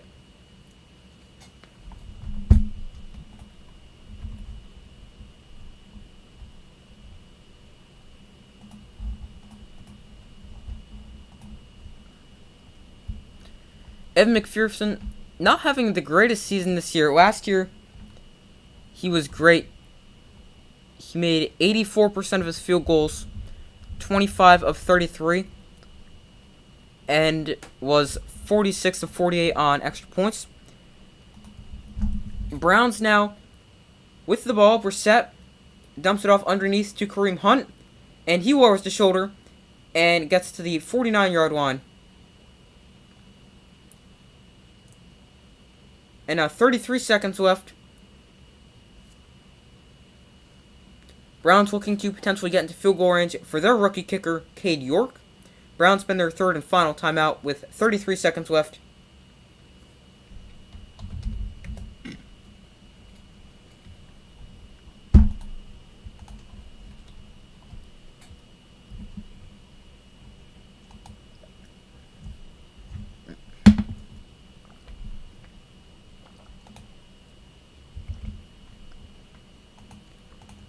So 34 seconds left in the half.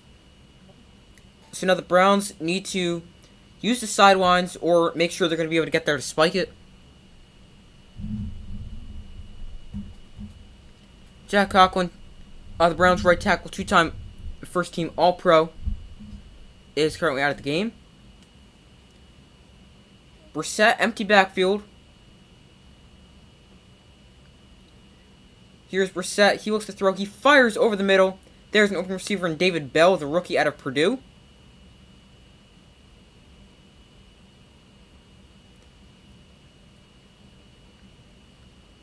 "20 seconds left now. Here is Brissett, and he's just going to spike it with 16 seconds remaining in the half.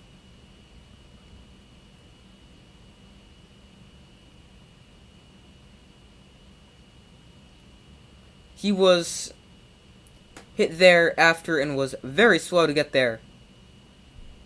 He could still be in some pain from the previous possession. Jacoby Brissett now 153 yards and a pick on 15 pass attempts, completing 11 of them. Here's second and 10 after the spike attempt. Need a few more yards to get into field goal range for the rookie, Cade York out of LSU. Three-man rush for the Bengals. Brissett steps up in the pocket, and he's going to take off and run, and he's just going to throw this one away. And it is a good decision there, because otherwise he would have been tackled inbounds, and they'd have to get back there and spike it. And I don't even know if they'd be able to do that. It's now 9 seconds to go. Great decision there by Jacoby Brissett.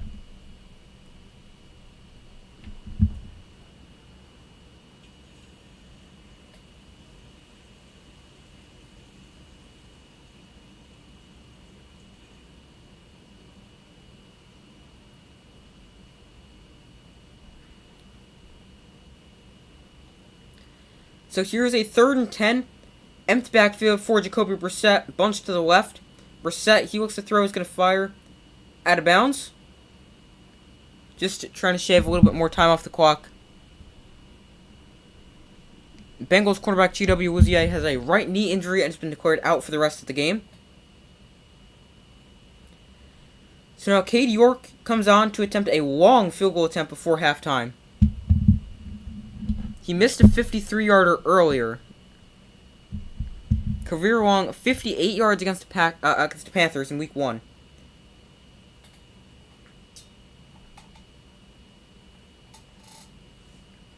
"55-yard attempt here from the left hash.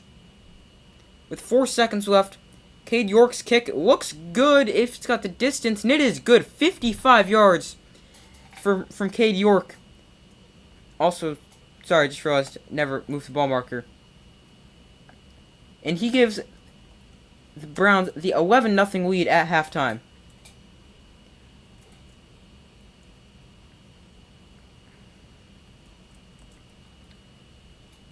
I don't know why I was thinking about this earlier, but doesn't Matthew Prater hold the record for longest field goal in NFL history? He actually does not. That would be Justin Tucker, who last year, if you remember, hit a 66-yarder against the Lions, to which the one that bounced off the crossbar before it went in. That is the NFL record of 66 yards, which is held by Justin Tucker.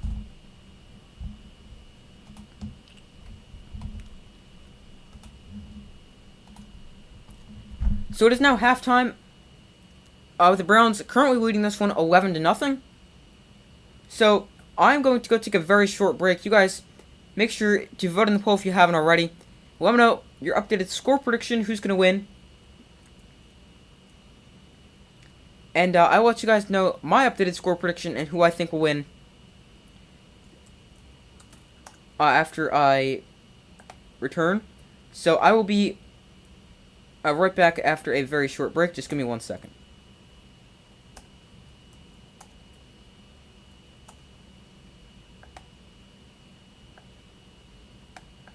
Alright, so I'm going to go take a very short break. I will see you guys in a few minutes.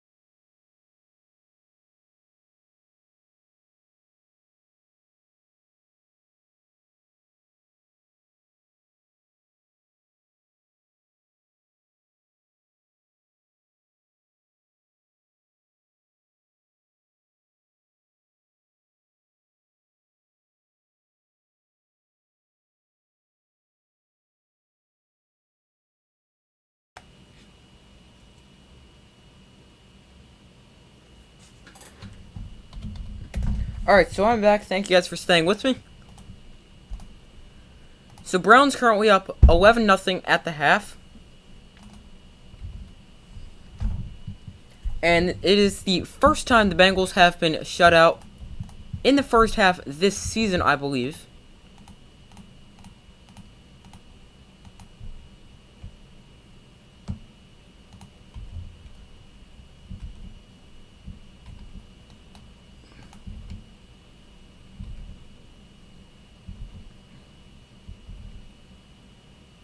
Yes, it is the first time the Bengals have been shut out in the first half this season.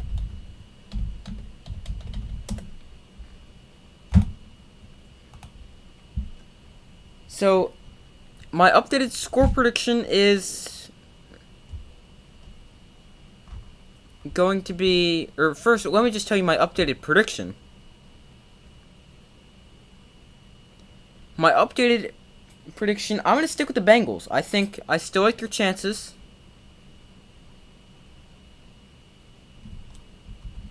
I mean, they're only down by 11. They haven't been super successful on offense so far. Joe Burrow has turned the ball over twice. But, I mean, 100 total yards for the Bengals is not necessarily ideal, but I still feel the offense is good enough that they can still have some success and score more than 11 points. And now, I would like to see them try to run the ball a little bit. They've ran the ball 6 times for 19 yards, averaging at 3.2.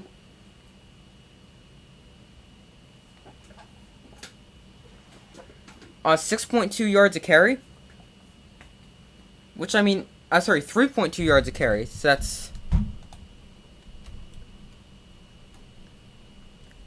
that's really not that great.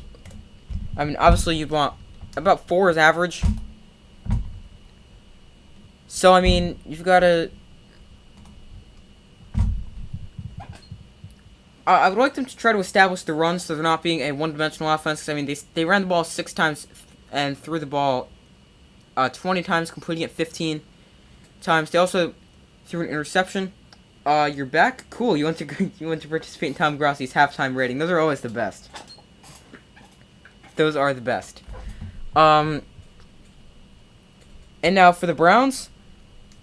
Again, I would like to see them run the ball more. Both teams, I want to see them run the ball more. Nick Chubb, 9 carries for 40 yards and a touchdown.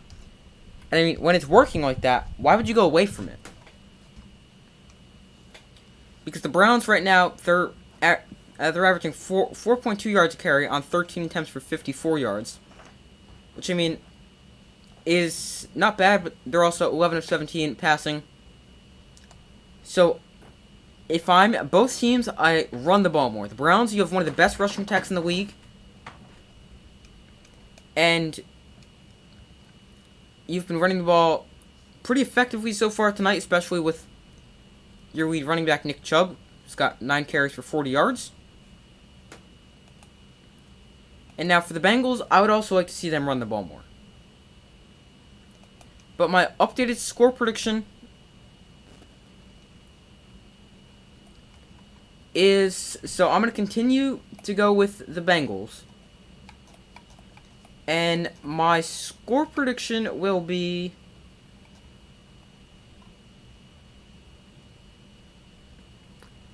Let's go 24-21.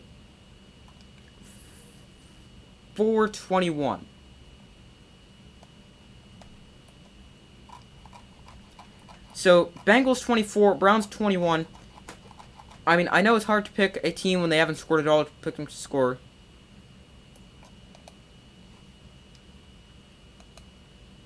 Pick them to score 24 points in the second half. But I mean, the Browns defense really has not been that great this season. And I feel like the Bengals should be able to get it done.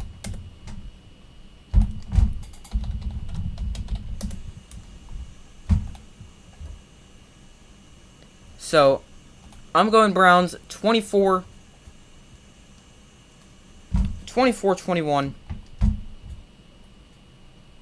Bengals 20-18. I could definitely see that.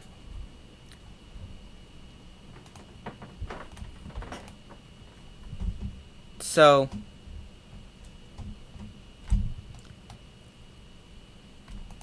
that is my prediction. And it looks like they're about to start the second half. So let me get this halftime away. Just give me 1 second.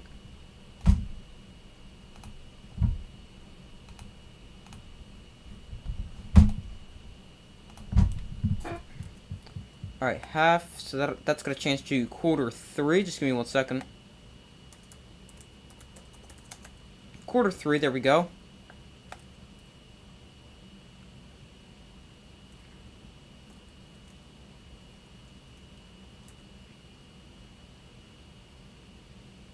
How many yards does Joe Burrow have right now?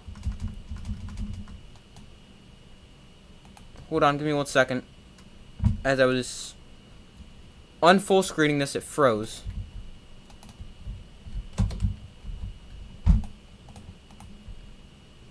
Hold on, give me 1 second. Joe Burrow currently is thrown for 103 passing yards. And an interception, also has lost a fumble. So Browns get the ball after a touchback on the kickoff. Whoops, did not mean to do that. Here is the give to Nick Chubb. He's looking for a lane. He's going to bounce it outside and dart out of bounds after a gain of 5.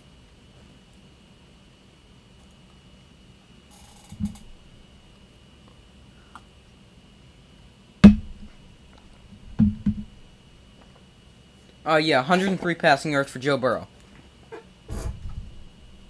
So 103 passing yards for Burrow, 153 for Brissett. 10 carries, 45 yards for Nick Chubb. 2 catches, 47 yards for Amari Cooper. A catch for 26 yards for Chris Evans. And 5 carries for 12 yards for Joe Mixon. Here's Nick Chubb. He runs for another gain of 5 yards. And he moves the chains.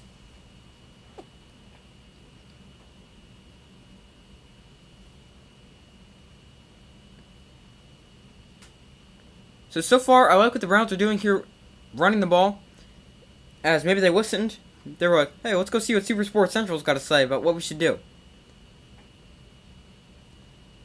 But they're actually not giving the first down. It's going to be third and very short, about third and half a yard.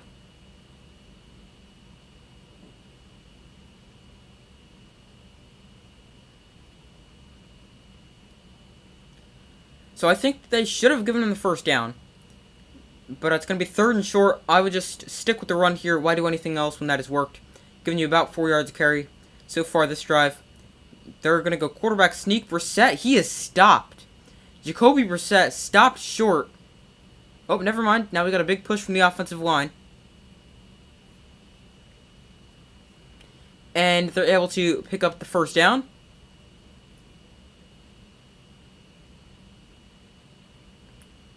Originally, he got stuffed. Nowhere to go. But then the offensive line gave him a big push. And they're able to convert. Here is the give to Nick Chubb. And this time, he's stuffed right there and nowhere to go. And he's taken down right at the line of scrimmage.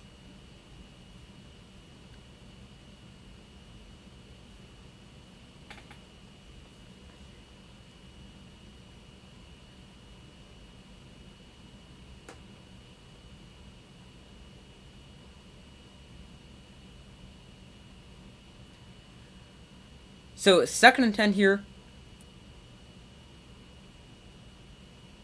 Amari Cooper in motion. Here is Brissett. He's going to dump it off to Nick Chubb out of the backfield. And great open field tackle there by Jermaine Pratt, chasing down Nick Chubb after he's able to get about, 3 or 4 yards. And just a reminder, Bengals will be without Chido Awuzie for the rest of the game due to a right knee injury.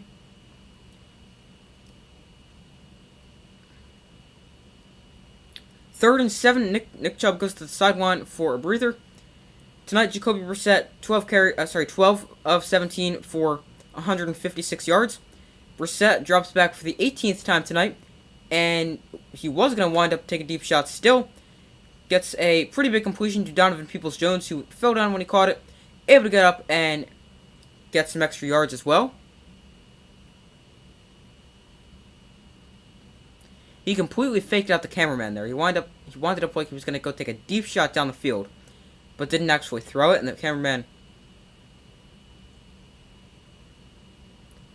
was completely faked out by that. Here is 1st and 10 inside Bengals territory at their 34-yard line. Donovan Peoples-Jones, 3 catches, 69 yards tonight, average of 23 yards a catch. Kareem Hunt, now the running back, and he gets the give running right. And he is maybe able to get a yard stopped right there.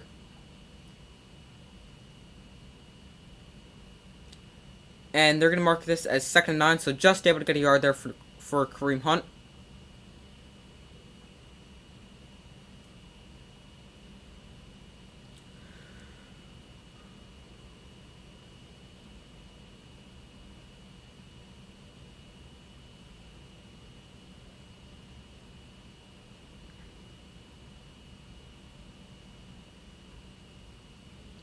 Second and 9 here. Brissett wind up under center. Kareem Hunt gets the give running left, and he is able to run for about 3 yards before he stopped there. I like messing with Tom Grouse because he refers to Tom Brady as baby man Brady, so I refer to Rodgers as Karen Rodgers. Oh boy.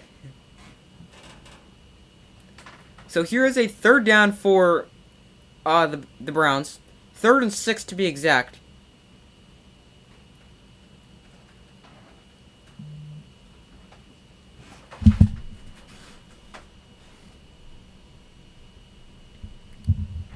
Third and 6, Brissett in the shotgun. Nick Chubb lined up to his right.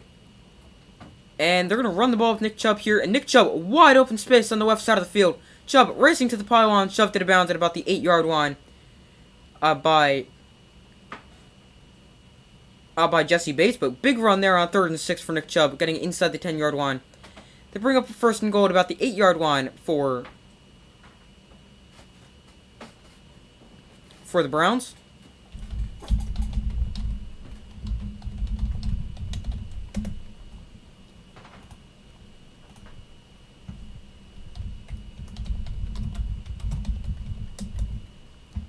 Nick Chubb got up to 19 miles an hour on that run. Browns now go with 7 offensive linemen.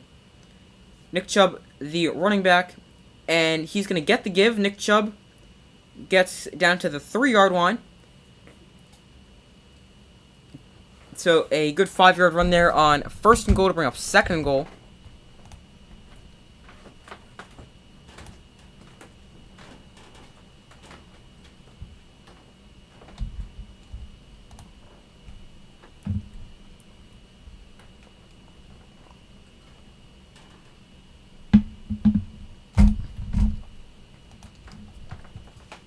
So here's a 2nd and goal, 6 offensive linemen now for the Browns.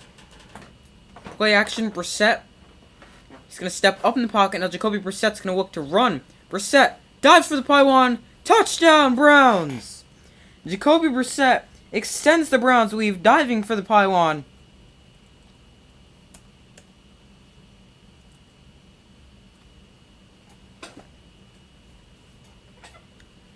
As there's a 3-yard touchdown run by Jacoby Brissett.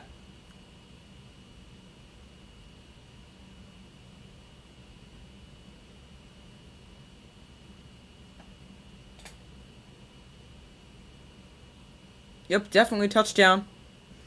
As we see on pylon cam.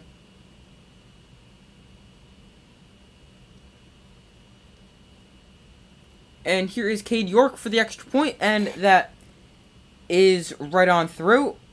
As the Browns extend their lead to 18-0 over the Bengals.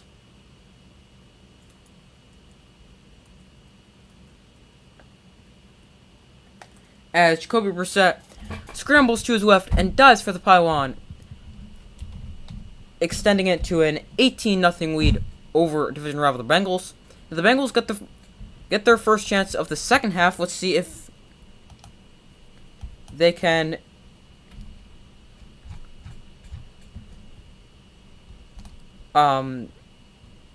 get some points back here on this drive, which they definitely need to do.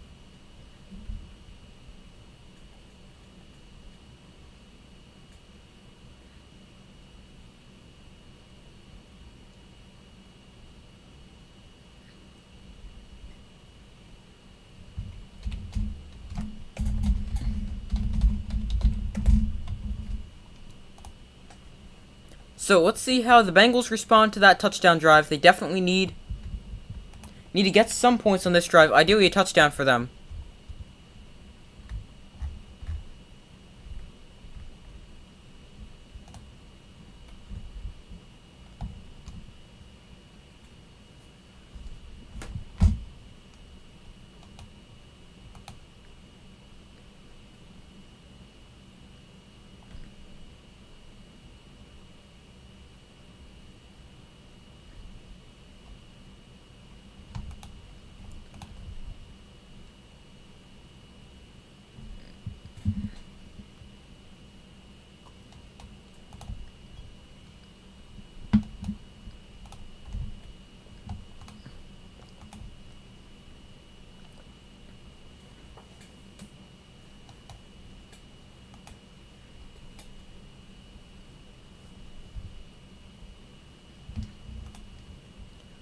That scoring drive, 11 plays, 75 yards for the Browns. 6:03 off the clock, ending with a Jacoby Brissett touchdown run. Bengals now going to receive the kick. And as I just said, they really need to get some points on the board here.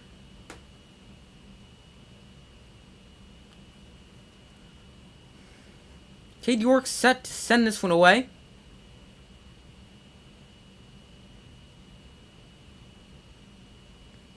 And it is going to bounce in the end zone and be a touchback, as Joe Burrow and the Bengals offense will take over at their own 25-yard line.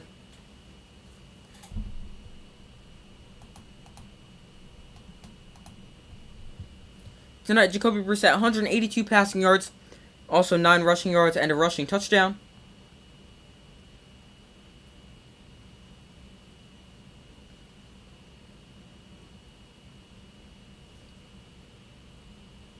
Here is the give to Joe Mixon. Up the middle, and he's able to get about 3.5 to 4 yards there. Duke's been away for a few, yeah. He said be right back before, so maybe he had something he had to go do.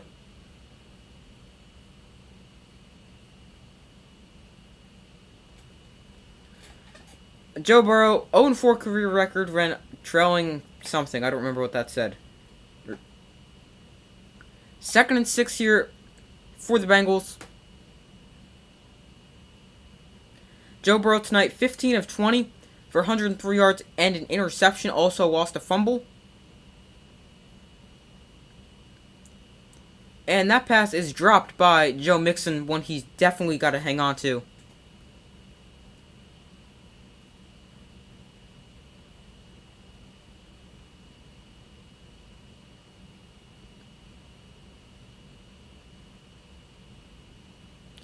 Just went right through his arms.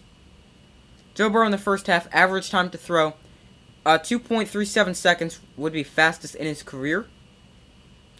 3rd and 6 here for the Bengals. Samaje Perine enters as the running back. Here is Burrow under pressure and taken down. About 5 Browns got home there.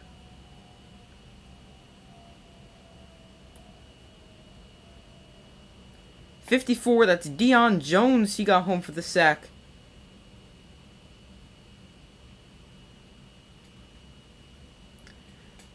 Happy Halloween. Yeah, happy Halloween to you too.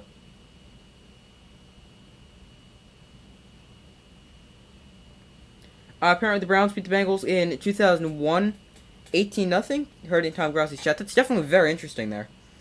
That would be something if they beat him 21 years later, 18-0 again. I mean, 18-0, not a very common score. Here's Peoples-Jones on the kick return, or punt return. He slips and falls at the 40-yard line before he is touched down.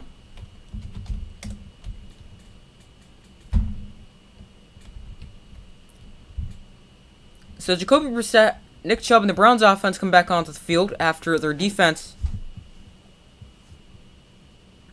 forced a short drive, 3 plays, -5 yards, only 43 seconds off the clock.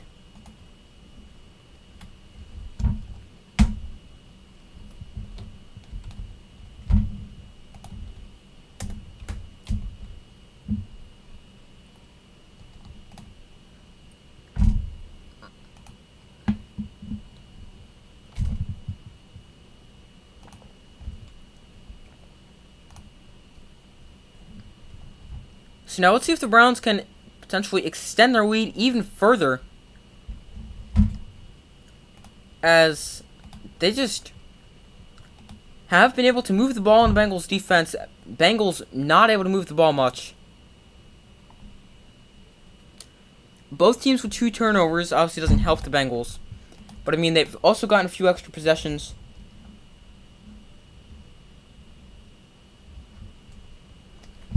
Because of turnovers as well. Not looking good for the Bengals. Yeah, not really. Down 18-0 here. With 7:27 left to go in the third quarter. It's not looking too promising right now.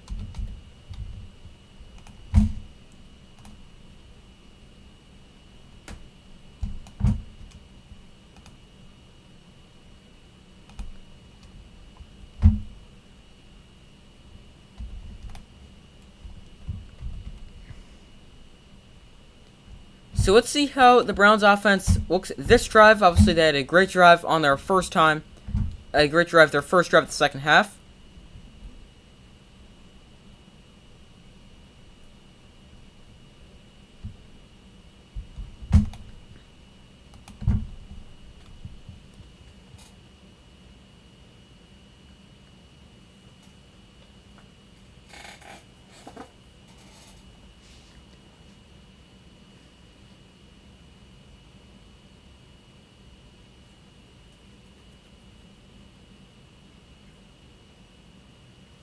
So the Browns offense gets the ball at their own 40-yard line after a pretty good punt return by Donovan Peoples-Jones before he slipped and fell.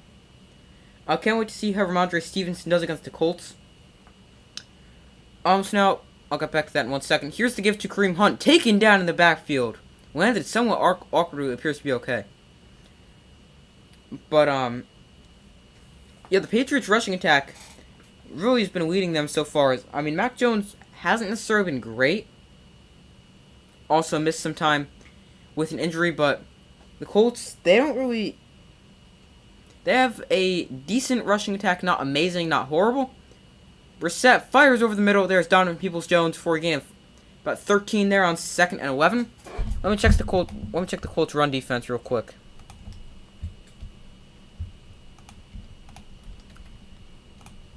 And now, because you said Ramondre Stevenson, are you a Ramondre Stevenson over Damian Harris guy? Here is 1st and 10 across midfield. Brissett under center. Kareem Hunt, the running back. Here's the give to Hunt, and he is stopped right at the line of scrimmage.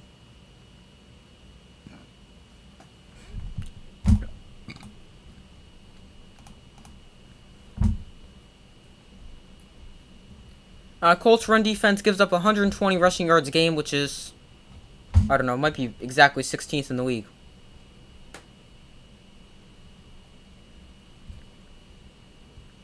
Alright, more like, I don't know, 18th or 20th? 2nd and 10 here. Here's Brissett, delayed give to Kareem Hunt. Now Hunt with plenty of space ahead, and he easily runs for a Browns first down. And he picks up about 15, maybe 14 there on 2nd down to move the chains. Kareem Hunt remains in at running back.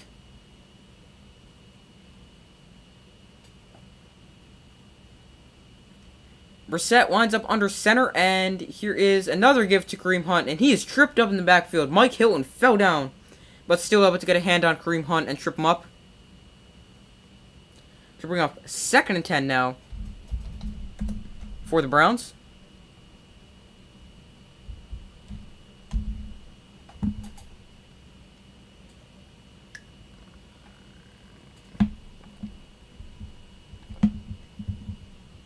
Harris is elusive and fast, but Stevenson, I feel, is a better overall running power and catching. Yeah, he's the more complete back. Damian Harris, not the greatest pass catcher.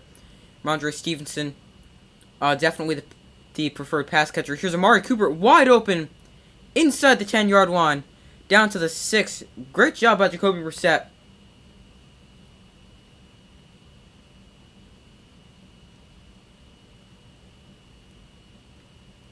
to put it on an open Amari Cooper. He's done a great job tonight. Stevenson also has some speed. He's a very good running back. I mean, both running backs can be starters. Stevenson's more of like an every down back, whereas Damien Harris more of like a first and second down back. Not the greatest pass catcher, but I mean, he can catch passes. I think both are very good running backs. Here is the toss to Kareem Hunt running left. Hunt cuts inside, only able to get about 2 down to the 5-yard line. But Damien Harris did have a great season last year, correct? He had like 15 rushing touchdowns or something like that.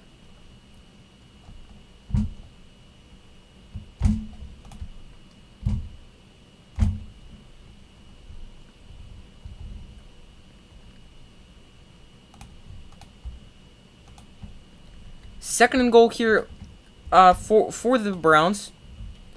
Last season, Damien Harris had 15 rushing touchdowns. Second and goal, Brissett pump fakes once, now looking for Amari Cooper, touchdown! Slight bobble there by Amari Cooper. I think he was still able to get both feet down. There's a 4-yard touchdown catch.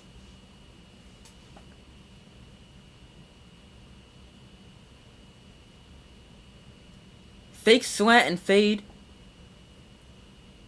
I think he's still able to get those feet in. Slight juggle. See, hit his face mask a little bit. I think he's able to get that. It's going to be close, but they're marking a touchdown. 8 plays, 60 yards for the Browns. And they now jump out to the early, or not the early anymore, to the 24-0 lead.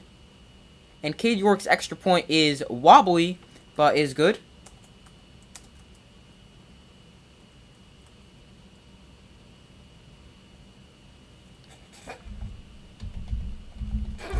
The Browns with another good scoring drive. And the Bengals just...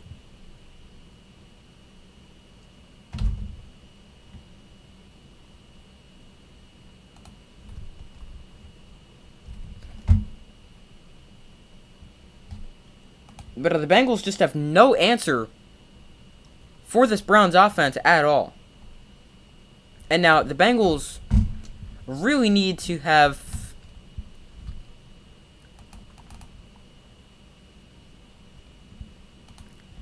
some kind of scoring drive on this drive, or scoring play on this drive. They really need some kind of points.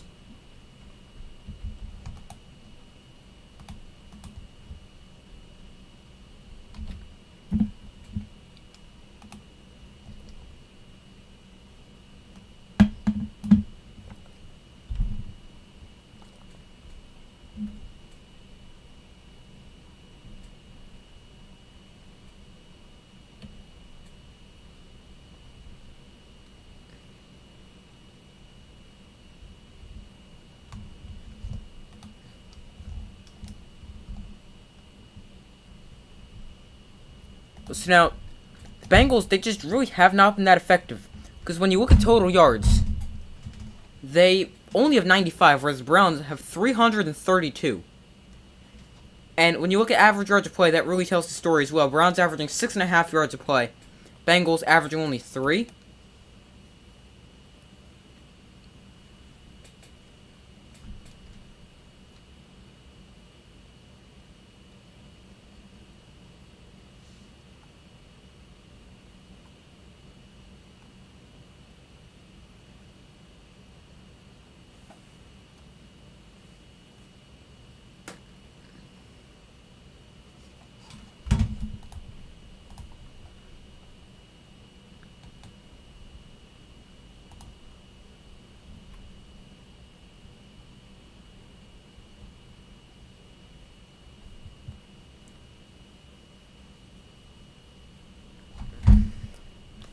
Amari Cooper, 5 touchdown catches this season. The rest of the team with 2. Amari Cooper also has 1 tonight. I'm not sure if that's included in the 5. I guess I could always check real quick. So let me quickly check that. Amari Cooper. If it says 4, then I know it hasn't updated yet. Yeah, that was his 5th touchdown catch this season. Chris Evans fields the kick from his own 6-yard line. Now Evans is breaking tackles and gets up to the 27-yard line of the Cincinnati Bengals. I don't think the Bengals are coming back yet. I don't really think they're coming back anymore. But, it's still possible. I just feel it very unlikely. Now to come back down 25 points so close to the fourth quarter. The Patriots did it against the Falcons Super Bowl 51, 28-3 with 2:12 left in the third quarter. Burrow under pressure, and that pass is tipped and incomplete, almost intercepted. So yeah, it's still possible. I mean, there's still that much time here, but I don't really see it possible. Like, is it physically possible? Yeah, I mean, I don't think it's very likely at all.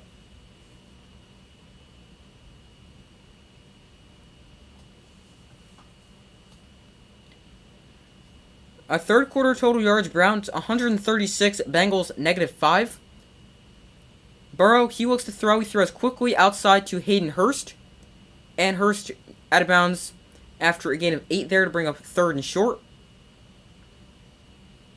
So now, here on third and short is an example of where I would like the Bengals to run the ball. They started third downs 3 of 3. Since then, they've been 0 of 5.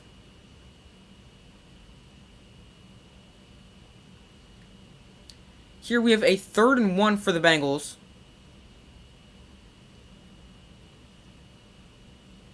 Samaje Perine, the running back, he now goes and winds up as a wide receiver. Need about 1.5 yards for the Bengals. 3rd and 1. Burrow looks to throw. Flag comes in. Burrow, plenty of time. Now he rolls out, being chased. And he's going to run for a first down if this play stands. But obviously we don't know what this is. So let's check what the penalty marker is.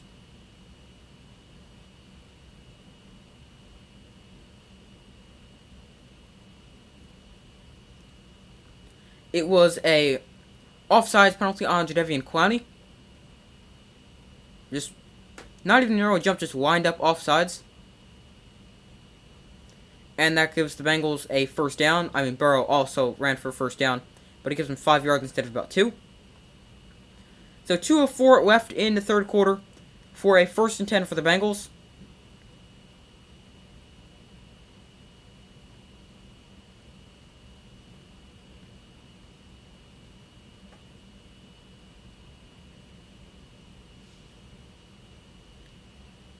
Here is Burrow. He steps up in the pocket and fires on the move to an open receiver. There is Hayden Hurst. No, that's not Hayden Hurst. Sorry, I thought that was Hayden Hurst. But that is instead number 16. Wait a minute, they don't have a 16.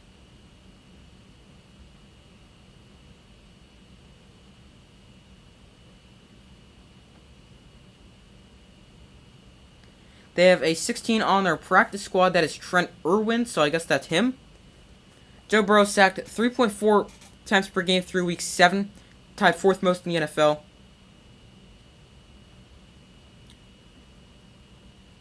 This time, tonight he's been sacked 4 times. Joe Mixon has a good run of 9 yards there. Burrow 16 of 23 for 101 yards, no touchdowns and a pick. That is correct.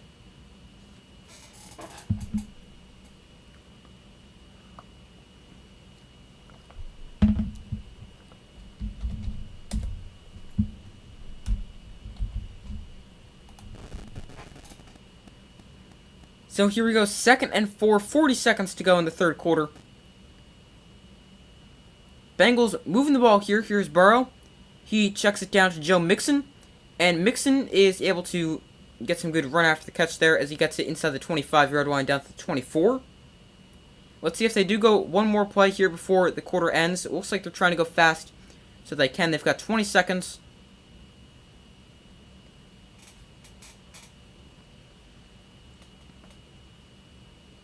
Now 10 seconds to snap it. Burrow in the shotgun. They do get the snap off, and he finds Joe Mixon.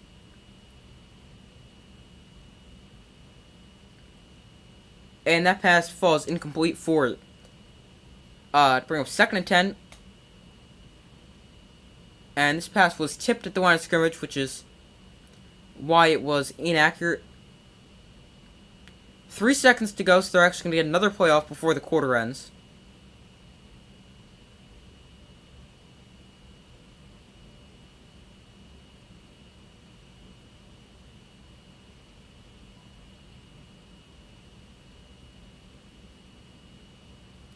Burrow, quick throw. There is Irwin. And he is very close to the first down marker. Looks like he's going to get marked down just short. And it does appear that he is just short. But that is the conclusion of quarter number 3. We reach quarter number 4. Browns looking to seal this game. Bengals looking to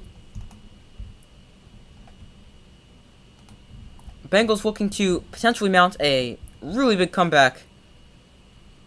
Currently down at 25-3, headed to the fourth quarter. So now, I know I said the Bengals before, but I'm going to have to stick with, or change my prediction to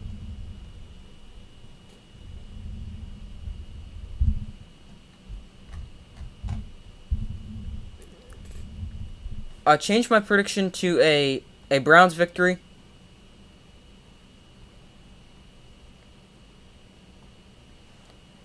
Because I just don't think the Bengals will be able to come back from this large of a deficit.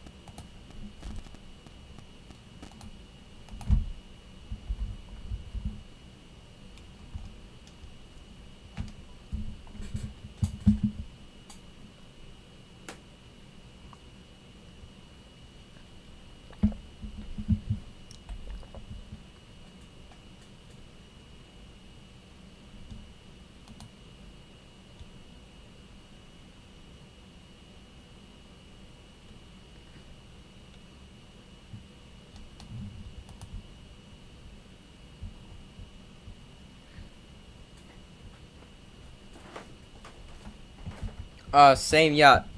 I just don't think they're going to be able to come back here down 25 points heading into the fourth quarter.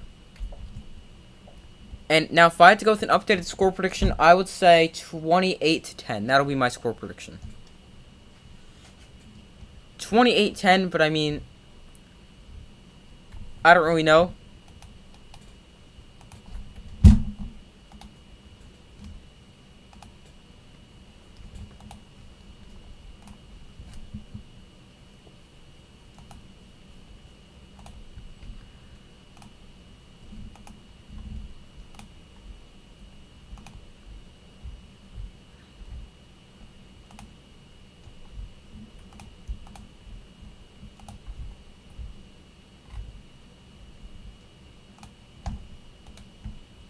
So start of the fourth quarter, Browns currently lead this one 25 to 25-0. Bengals looking to score. They've got a 3rd and short situation here, 3rd and 1. Have to get to the 14-yard line. They're going to go quarterback sneak, and Joe Burrow is going to get that. 35-13 Browns. Okay, I could see that. So scoring another 10 points, I could see that. It's 13 for the Bengals. I could definitely see that. Obviously, I think we can almost all agree that the Browns are probably going to get the win here over the Bengals. Entering tonight, Joe Burrow, since 2021, or last year, has attempted 20 pass attempts without Jamar Chase on the field. And obviously, that was coming into this game. T. Higgins, Tyler Boyd, both have had pretty quiet nights. Here is Burrow. He's under pressure. Now he's going to scramble, and he throws to the end zone, tipped and caught for the touchdown. Tyler Boyd, right as we were saying, is at a quiet night. He gets the Bengals on the board and gives them a cuts into this lead, making it 25-6.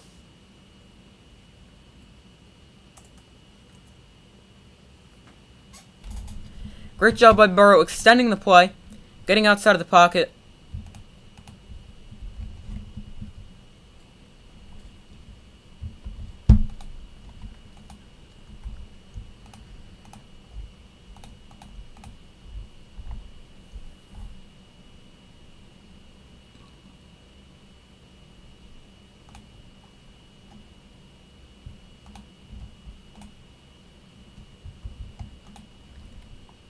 And Evan McPherson misses again. This time he misses the extra point, so it'll stay at 25-6. As he's just not having a very good season this year. He's already missed 3 times this year, only missed 4 times last year.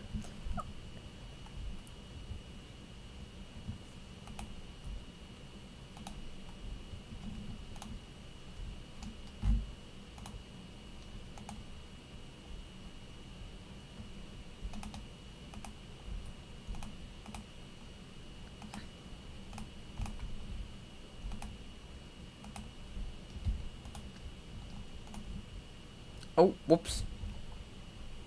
8 more yards for Burrow to pass Brady. Yeah, that is true. Not like it really matters right now. Because, I mean, it's not like it's at the very end of the season, but yes, that is a... I mean, it's still cool to lead the league in passing yards.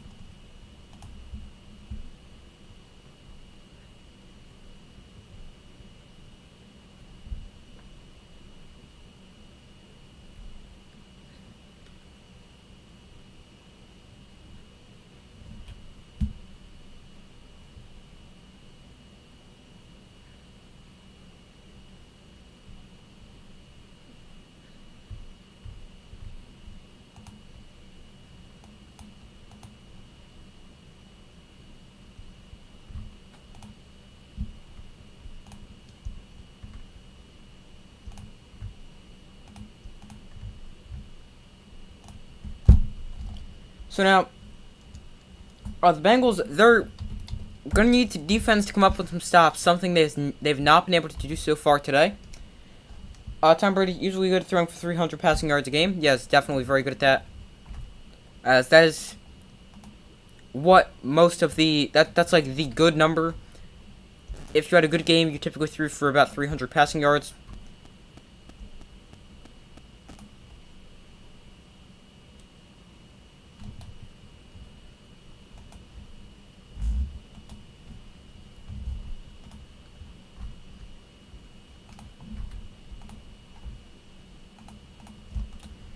So McPherson's kick is going to be returned from the 25-yard line by Felton, and great kick coverage there by the Bengals.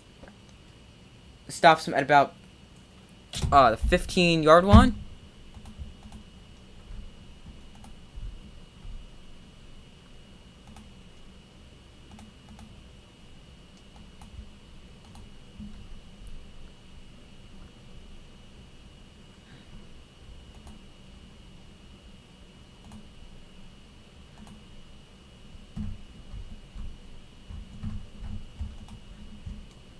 Browns have scored on 3 straight drives, looking to make it a 4th straight here and potentially put this game away right now. He hands off, Brissett hands off to Nick Chubb, who's able to run for about 6 yards there. On 1st down to bring up about 2nd and medium.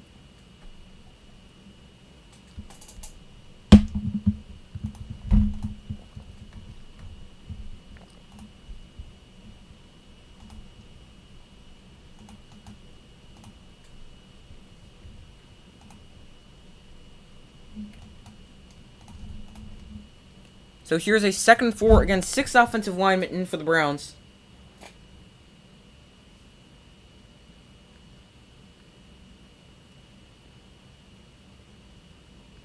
Play clock winding down, just get the snap off with the 2nd left. Here's another give to Nick Chubb. And he's trying to bounce it outside, is just tripped up in the process. And he's going to make this about a 3rd and 2. Tom Brady needs like 400 something more yards for 100,000 total regular season and postseason. That is such a cool number to hit. I mean, it doesn't even seem possible at this point. But I mean, when you play to your 45, 46 years old, It is possible, but it seems simply unreal.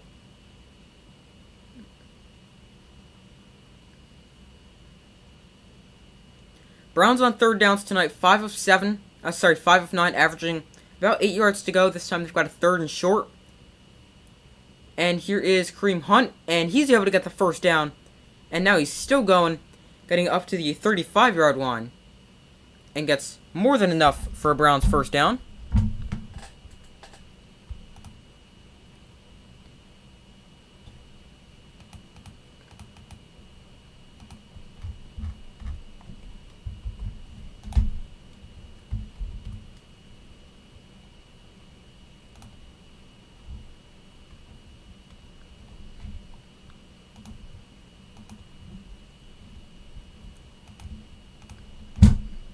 So here's a 1st and 10 from the 35-yard line. Nick Chubb now in at running back.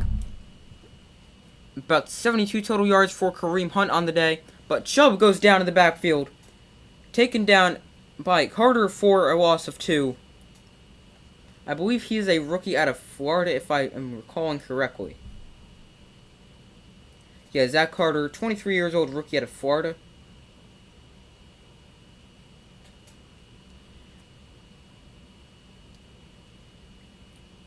Tom Brady currently at 86,000 in the regular season. So, I mean, if he throws for like 5,000 yards a season, he'll hit it in like 3 seasons if he plays that long. I mean, but still, he has nothing left to accomplish. So, he could just really do whatever he wants at this point. Here's Nick Chubb. He's wrapped up after about a gain of a yard or 2. As we approach 11 minutes remaining in the 4th quarter.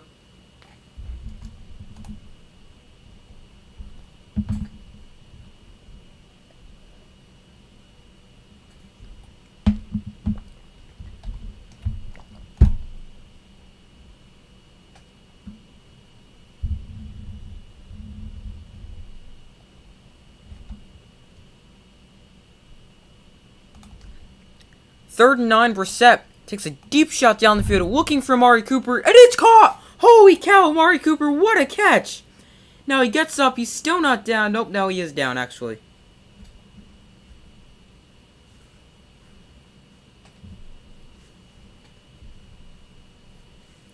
Great catch there by Amari Cooper.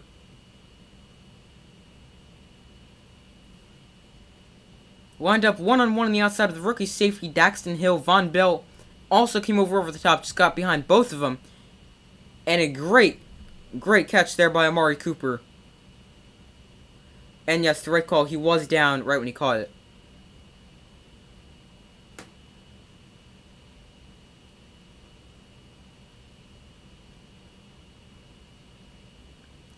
Amari Cooper, 5 catches, 131 yards, and a touchdown, having a great game tonight.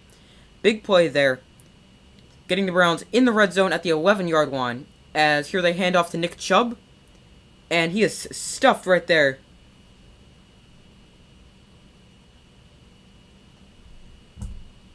I do believe, barring any serious injury, Mahomes will pass him in yards, regular season and postseason. I mean, it's hard to do that, but I mean, hold on, let me check real quick.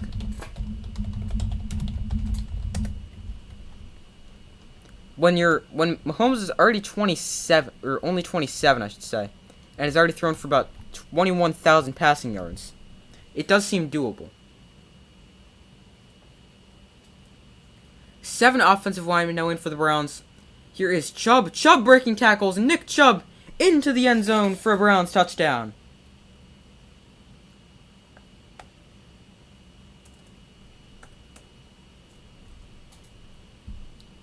(31-6), 11-yard touchdown run by Nick Chubb. I did not think we'd see this big of a blowout coming in.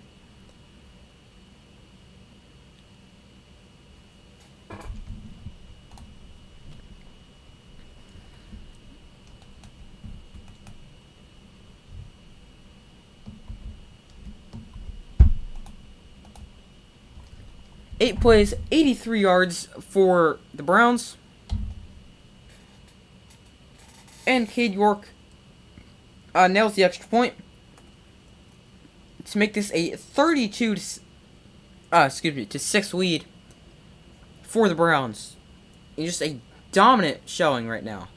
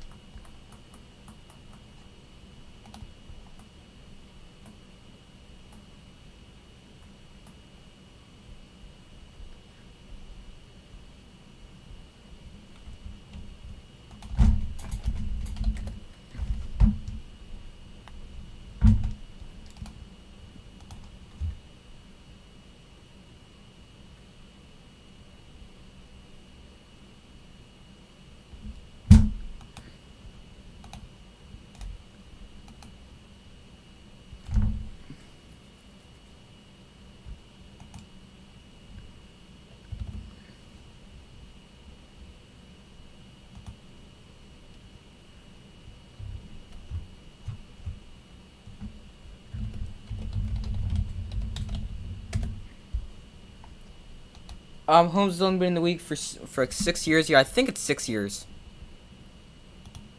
Sounds about right.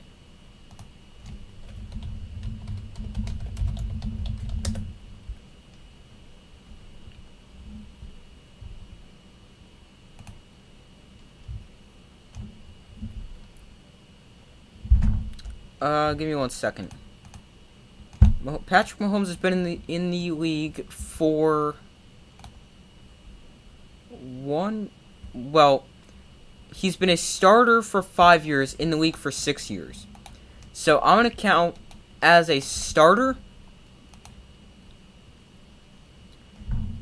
how many, and not including this season yet, because, or actually I will, because, hold on, let me do some math real quick. So we got,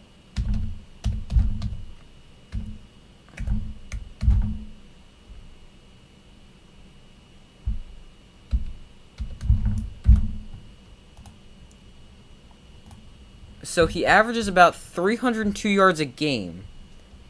And now, hold on, give me 1 second.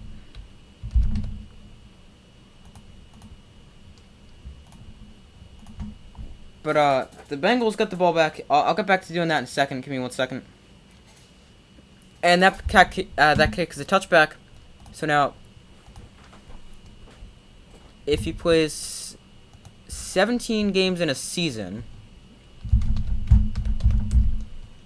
Oh, dang it.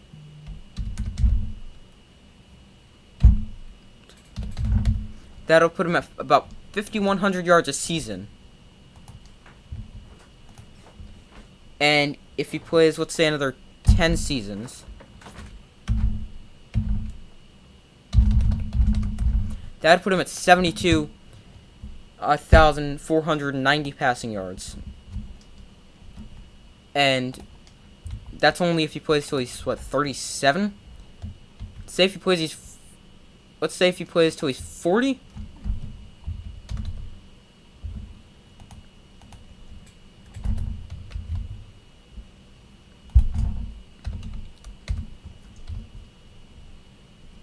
Hold on, give me 1 second. Here is Hayden Hurst on 2nd and 8. Sorry, I missed the first down play.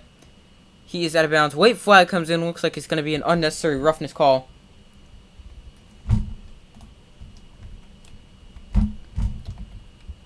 But, give me 1 second. So now we've got, I'm going to continue to do some math here. So yeah, unnecessary roughness call.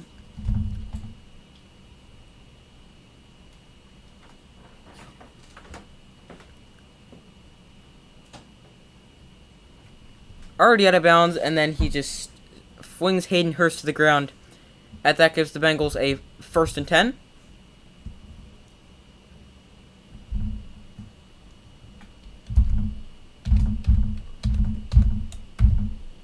Here is the give to Joe Mixon, and he's able to run for about 5 yards there on 1st down.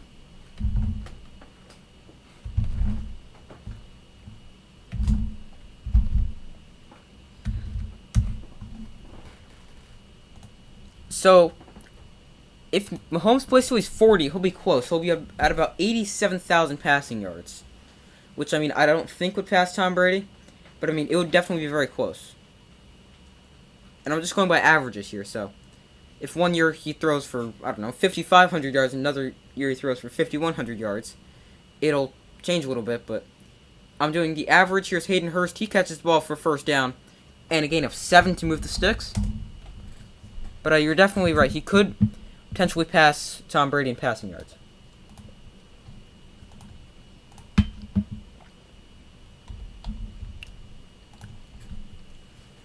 .7:05 left in the game.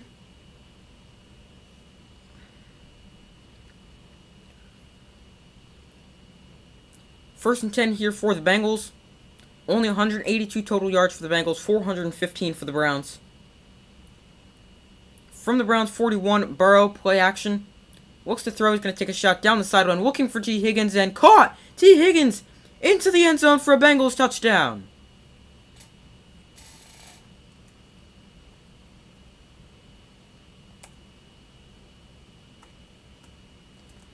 Now it's 32-12, 41-yard touchdown catch by T. Higgins.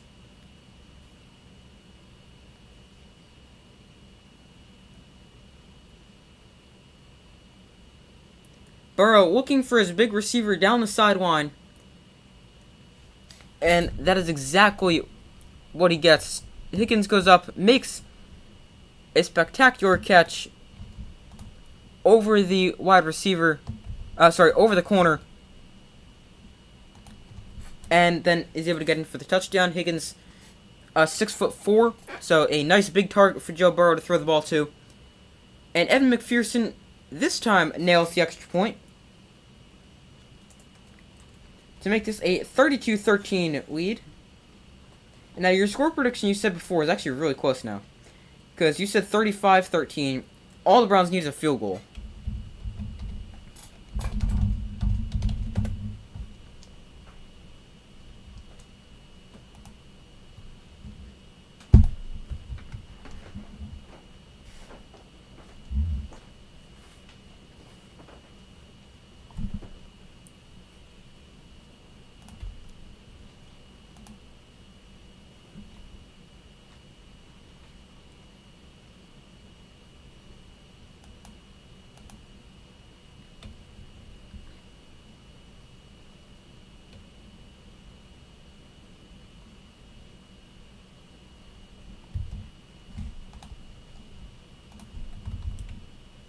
Oh, dang it, sorry. Give me 1 second.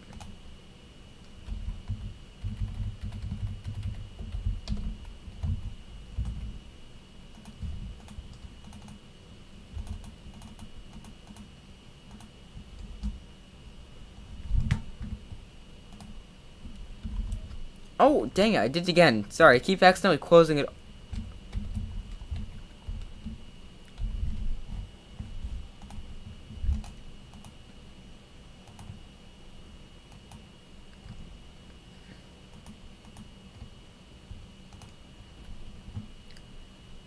Alright, so now, the Bengals looking to mount a comeback. They're still down by, 19 now? After the extra point.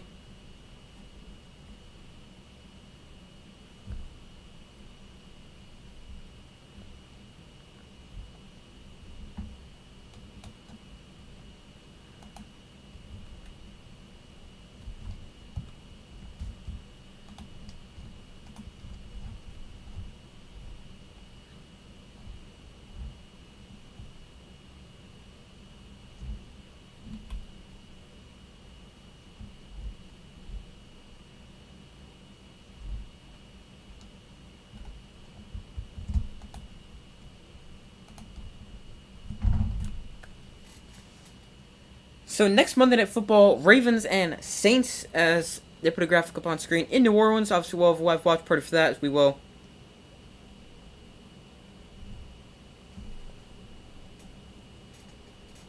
As we do for every Sunday and Monday Night Football.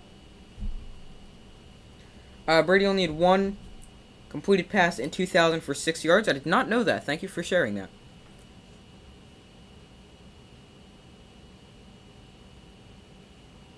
Bengals looking for an onside kick. So I'll take that away for the moment. Looking for the bounce, and that goes out of bounds. It bounced just a little too late and out of bounds. So now the Browns look at the ball.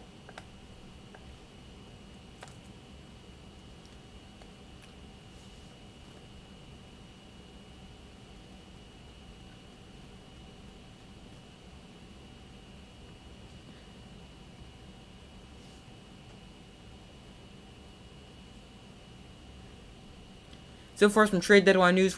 Trade deadline tomorrow at 4. The Ravens traded for Roquan Smith, and the Eagles traded for Robert Quinn, both players from the Bears. Bears now have several extra picks and a lot of cap space to build around Justin Fields. So 6 minutes, 40 seconds left in the ball game. Nick Chubb is the running back, and he's going to get the ball running left. And Chubb is going to be able to get about 5 yards there on first down.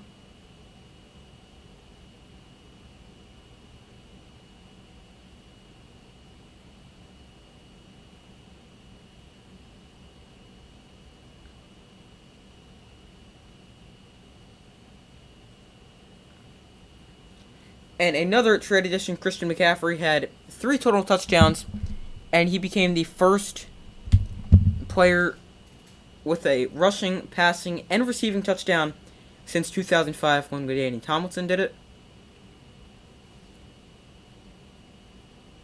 Here is Chubb. He gets the ball running left. This time, nowhere to go for Nick Chubb, as he stopped at the line of scrimmage for no gain.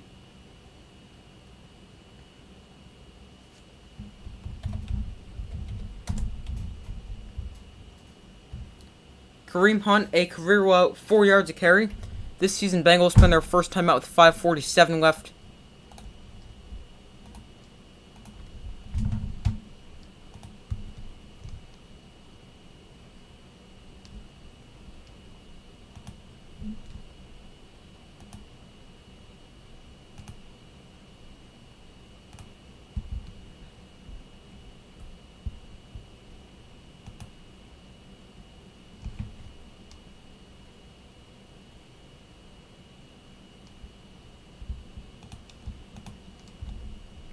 So here's a 3rd and 5 for the Browns.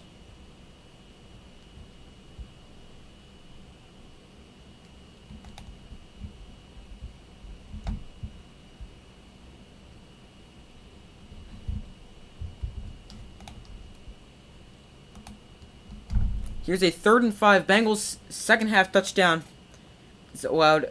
Tonight they've allowed 3 on 3 drives. In the first games, they've not allowed. In the first 7 games, they've not allowed a single second half touchdown. Here's Nick Chubb. He runs for a yard there on 3rd down to bring up 4th and 4.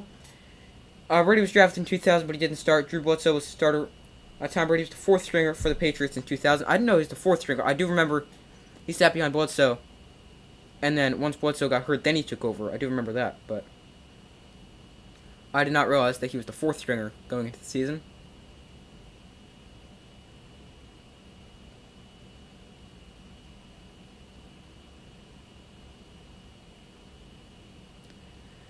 Jacoby Brissett tonight, outside the numbers, 12 of 12 for 229 yards and a touchdown.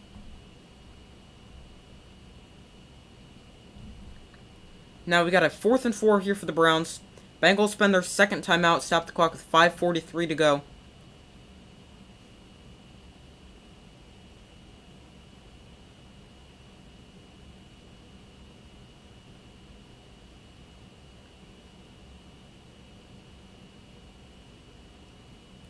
And now, they're going to line up to go for it here on almost 4th and 5. 4th and 4 in like 3 quarters. Brissett winds up under center.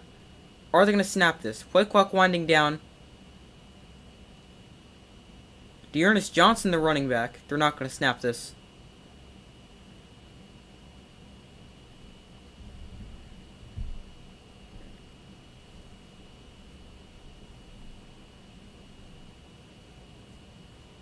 And there's a delay game penalty on the Browns. Seems like they're trying to give their punter a little bit more space so they can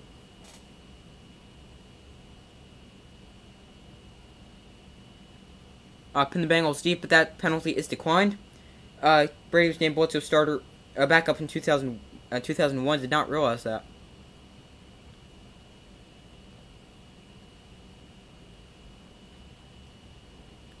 But 4th and 4 here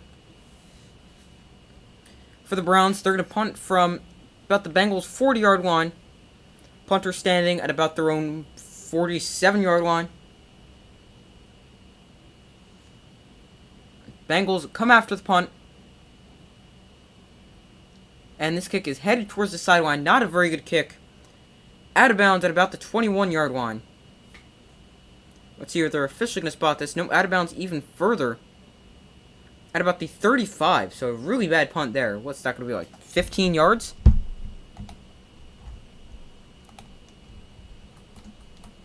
A 10-yard punt. Okay, I don't really think that's what they intended to do.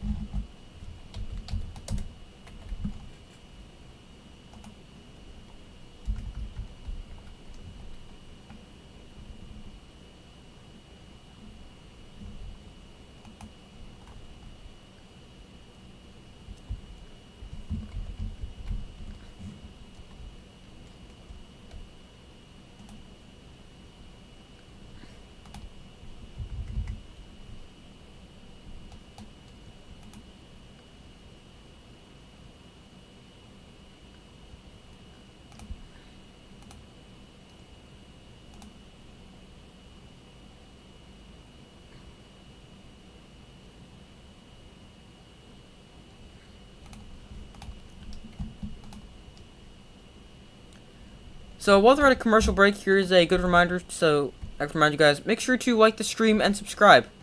So you don't miss turn on notifications as well, so you don't miss any other upcoming videos or streams.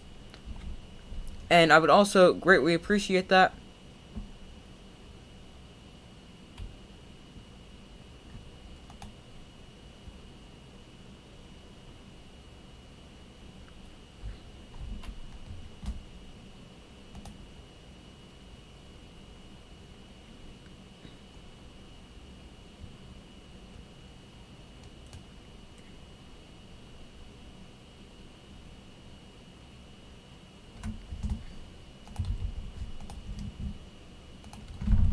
Week 2 against the Jets, Bledsoe got injured, Tom Brady took over, winning the Super Bowl against the greatest show on turf for Rams.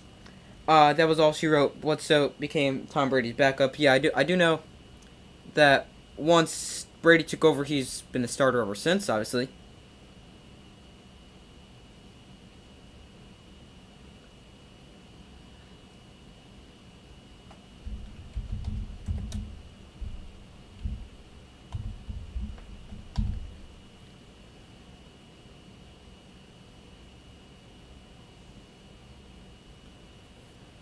So, Browns looking to end this.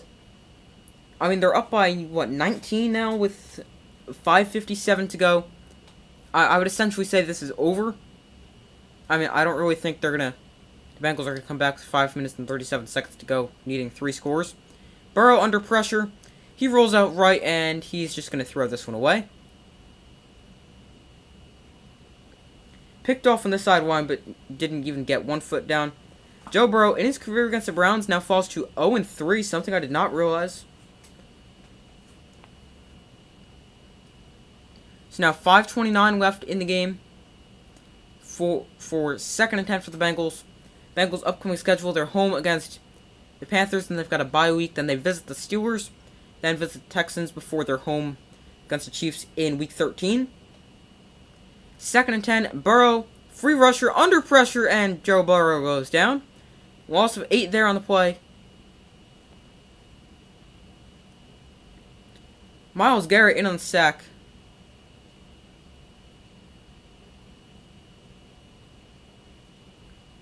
Myles Garrett seconds to quarterback. 2.5. This time working on left tackle Jonah Williams.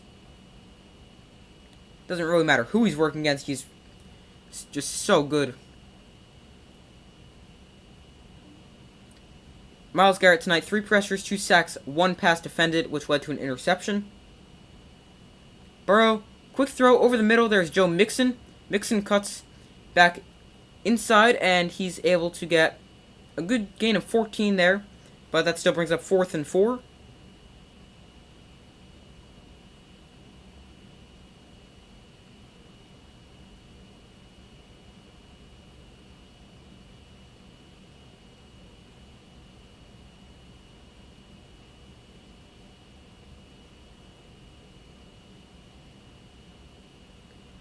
Here's an interesting fact. Before the 2001 season, Bledsoe was signed to a 10-year, $100 million contract. Here is Burrow looking for Tyrell Boyd. That one intercepted.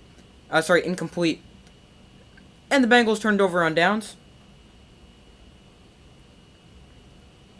It became the highest in NFL history at that time. I did not know that. That is very interesting. Then 2 weeks in, he loses his job. Tom Brady and becomes Brady's backup. Unfortunate contract there.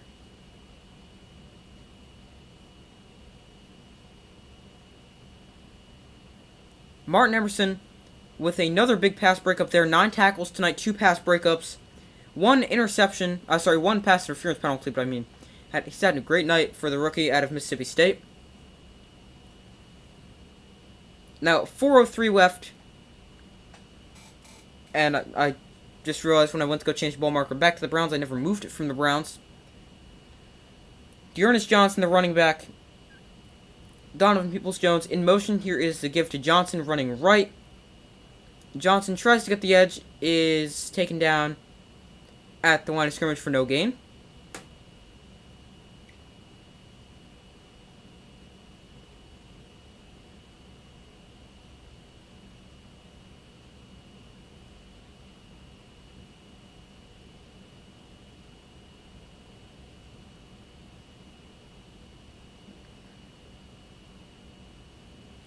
Showing how the Browns have used extra offensive linemen very effectively tonight.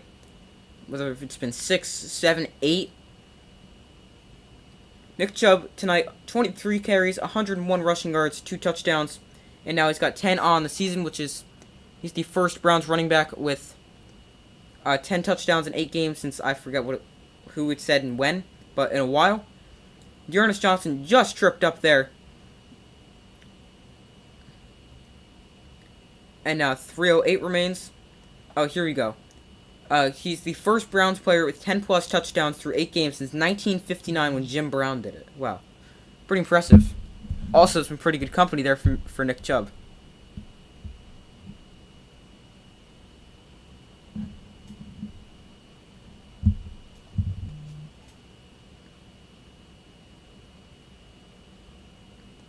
Rushing yards tonight, Browns 160. Bengals, 30-something. Passing yards, Bengals 190. They keep going through this so quickly. Total yards, Bengals 229, Browns 428. There we go. Sacks, Browns 5, Bengals 2. You have to, speed read when they do this. Turnovers, each team with 2.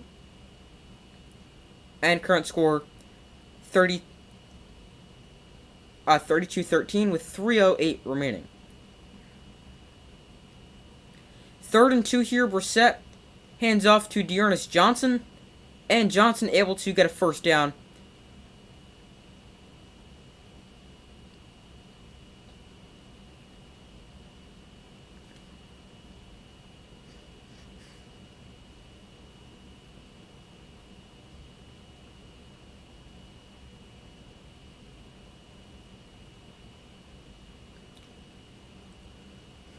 Dearness Johnson started 2 games last season for the Browns. He was an undrafted free agent out of South Florida in 2018.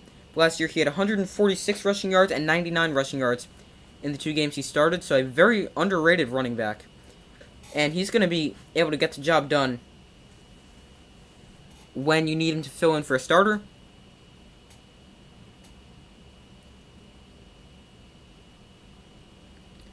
Too many men on the field for the Bengals.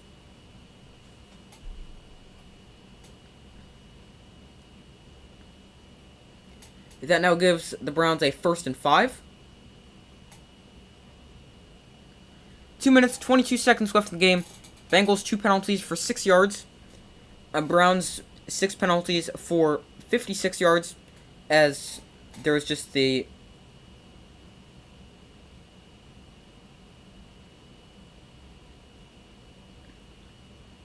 finishing.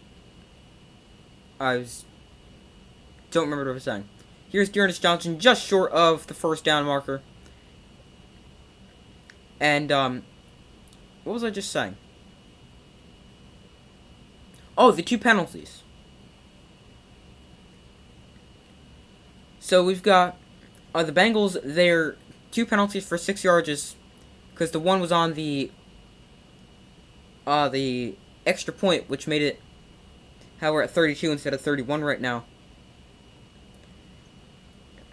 What's crazy was a crazy contract seeing how the 2000 season the Patriots finished 5-11. Yeah, 5-11, and then making your quarterback the highest paid player in the NFL. I mean, that just doesn't really make that much sense.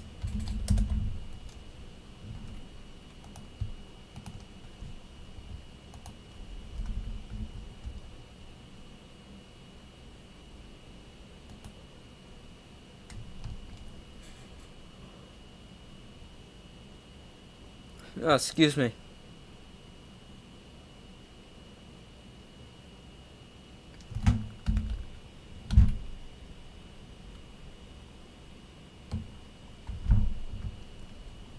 So we've currently reached the 2-minute warning.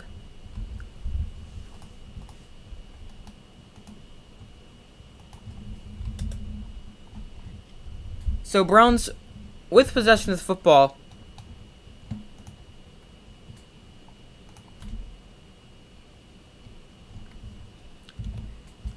as we have reached the 2-minute warning, up 32-13.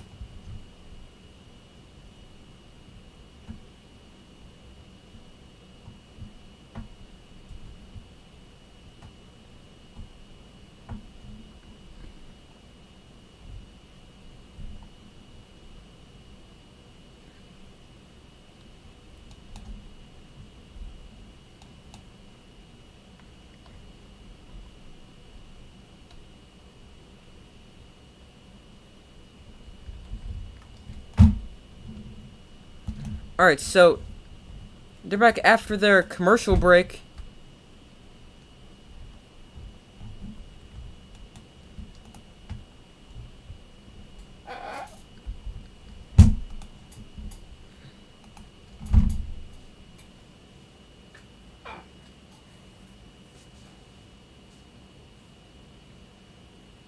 So 2nd and 1 here, 2 minutes to go in the game.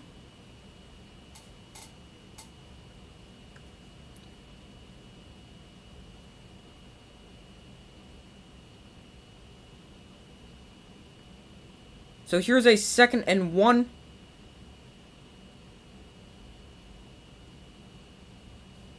Jacoby Brissett, 19 of 22 for 278 yards and a touchdown, having a great game today. Also added in a rushing touchdown. 2nd and 1. Just going to go quarterback sneak. Brissett gets it inside the 10-yard line to make it 1st and goal.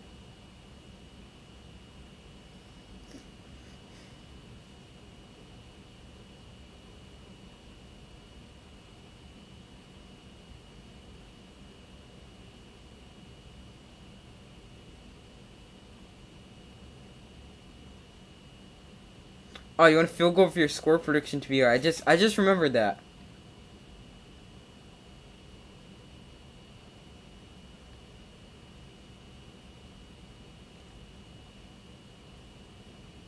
But that would be pretty cool if you picked the score exactly. I've never kept track of my scores really closely, but I don't think I've ever picked a score exactly. But it doesn't appear as that's what they're going to do. As they're just going to take a knee. And they only have to snap the ball one more time.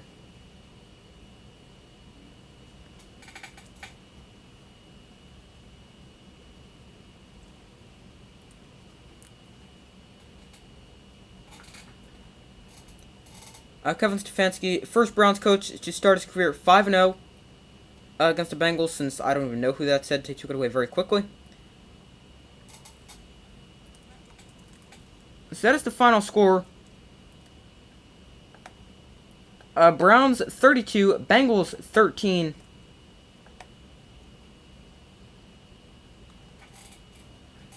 a dominant win here for the Browns. Browns improved to 3-5. Bengals fall to 500, 4-4. Yeah, 3 off. Not bad at all. Not bad. But final score: Browns 32, Bengals 13. And so yeah, that's basically gonna do it for this stream. The game's over. Happy Halloween to everyone. Have a great time. I had a great time. Have a great night. Cheers. Yeah, same to you. Thank you guys for joining me. Make sure to like, subscribe, turn on notifications so you don't miss any of the upcoming streams or videos. So I thank you guys for joining me tonight. It was a lot of fun. I hope you all had a good Halloween. Thank you guys for watching. Make sure to like, subscribe, turn on notifications so you don't miss any of your upcoming videos. And I will see you in the next video.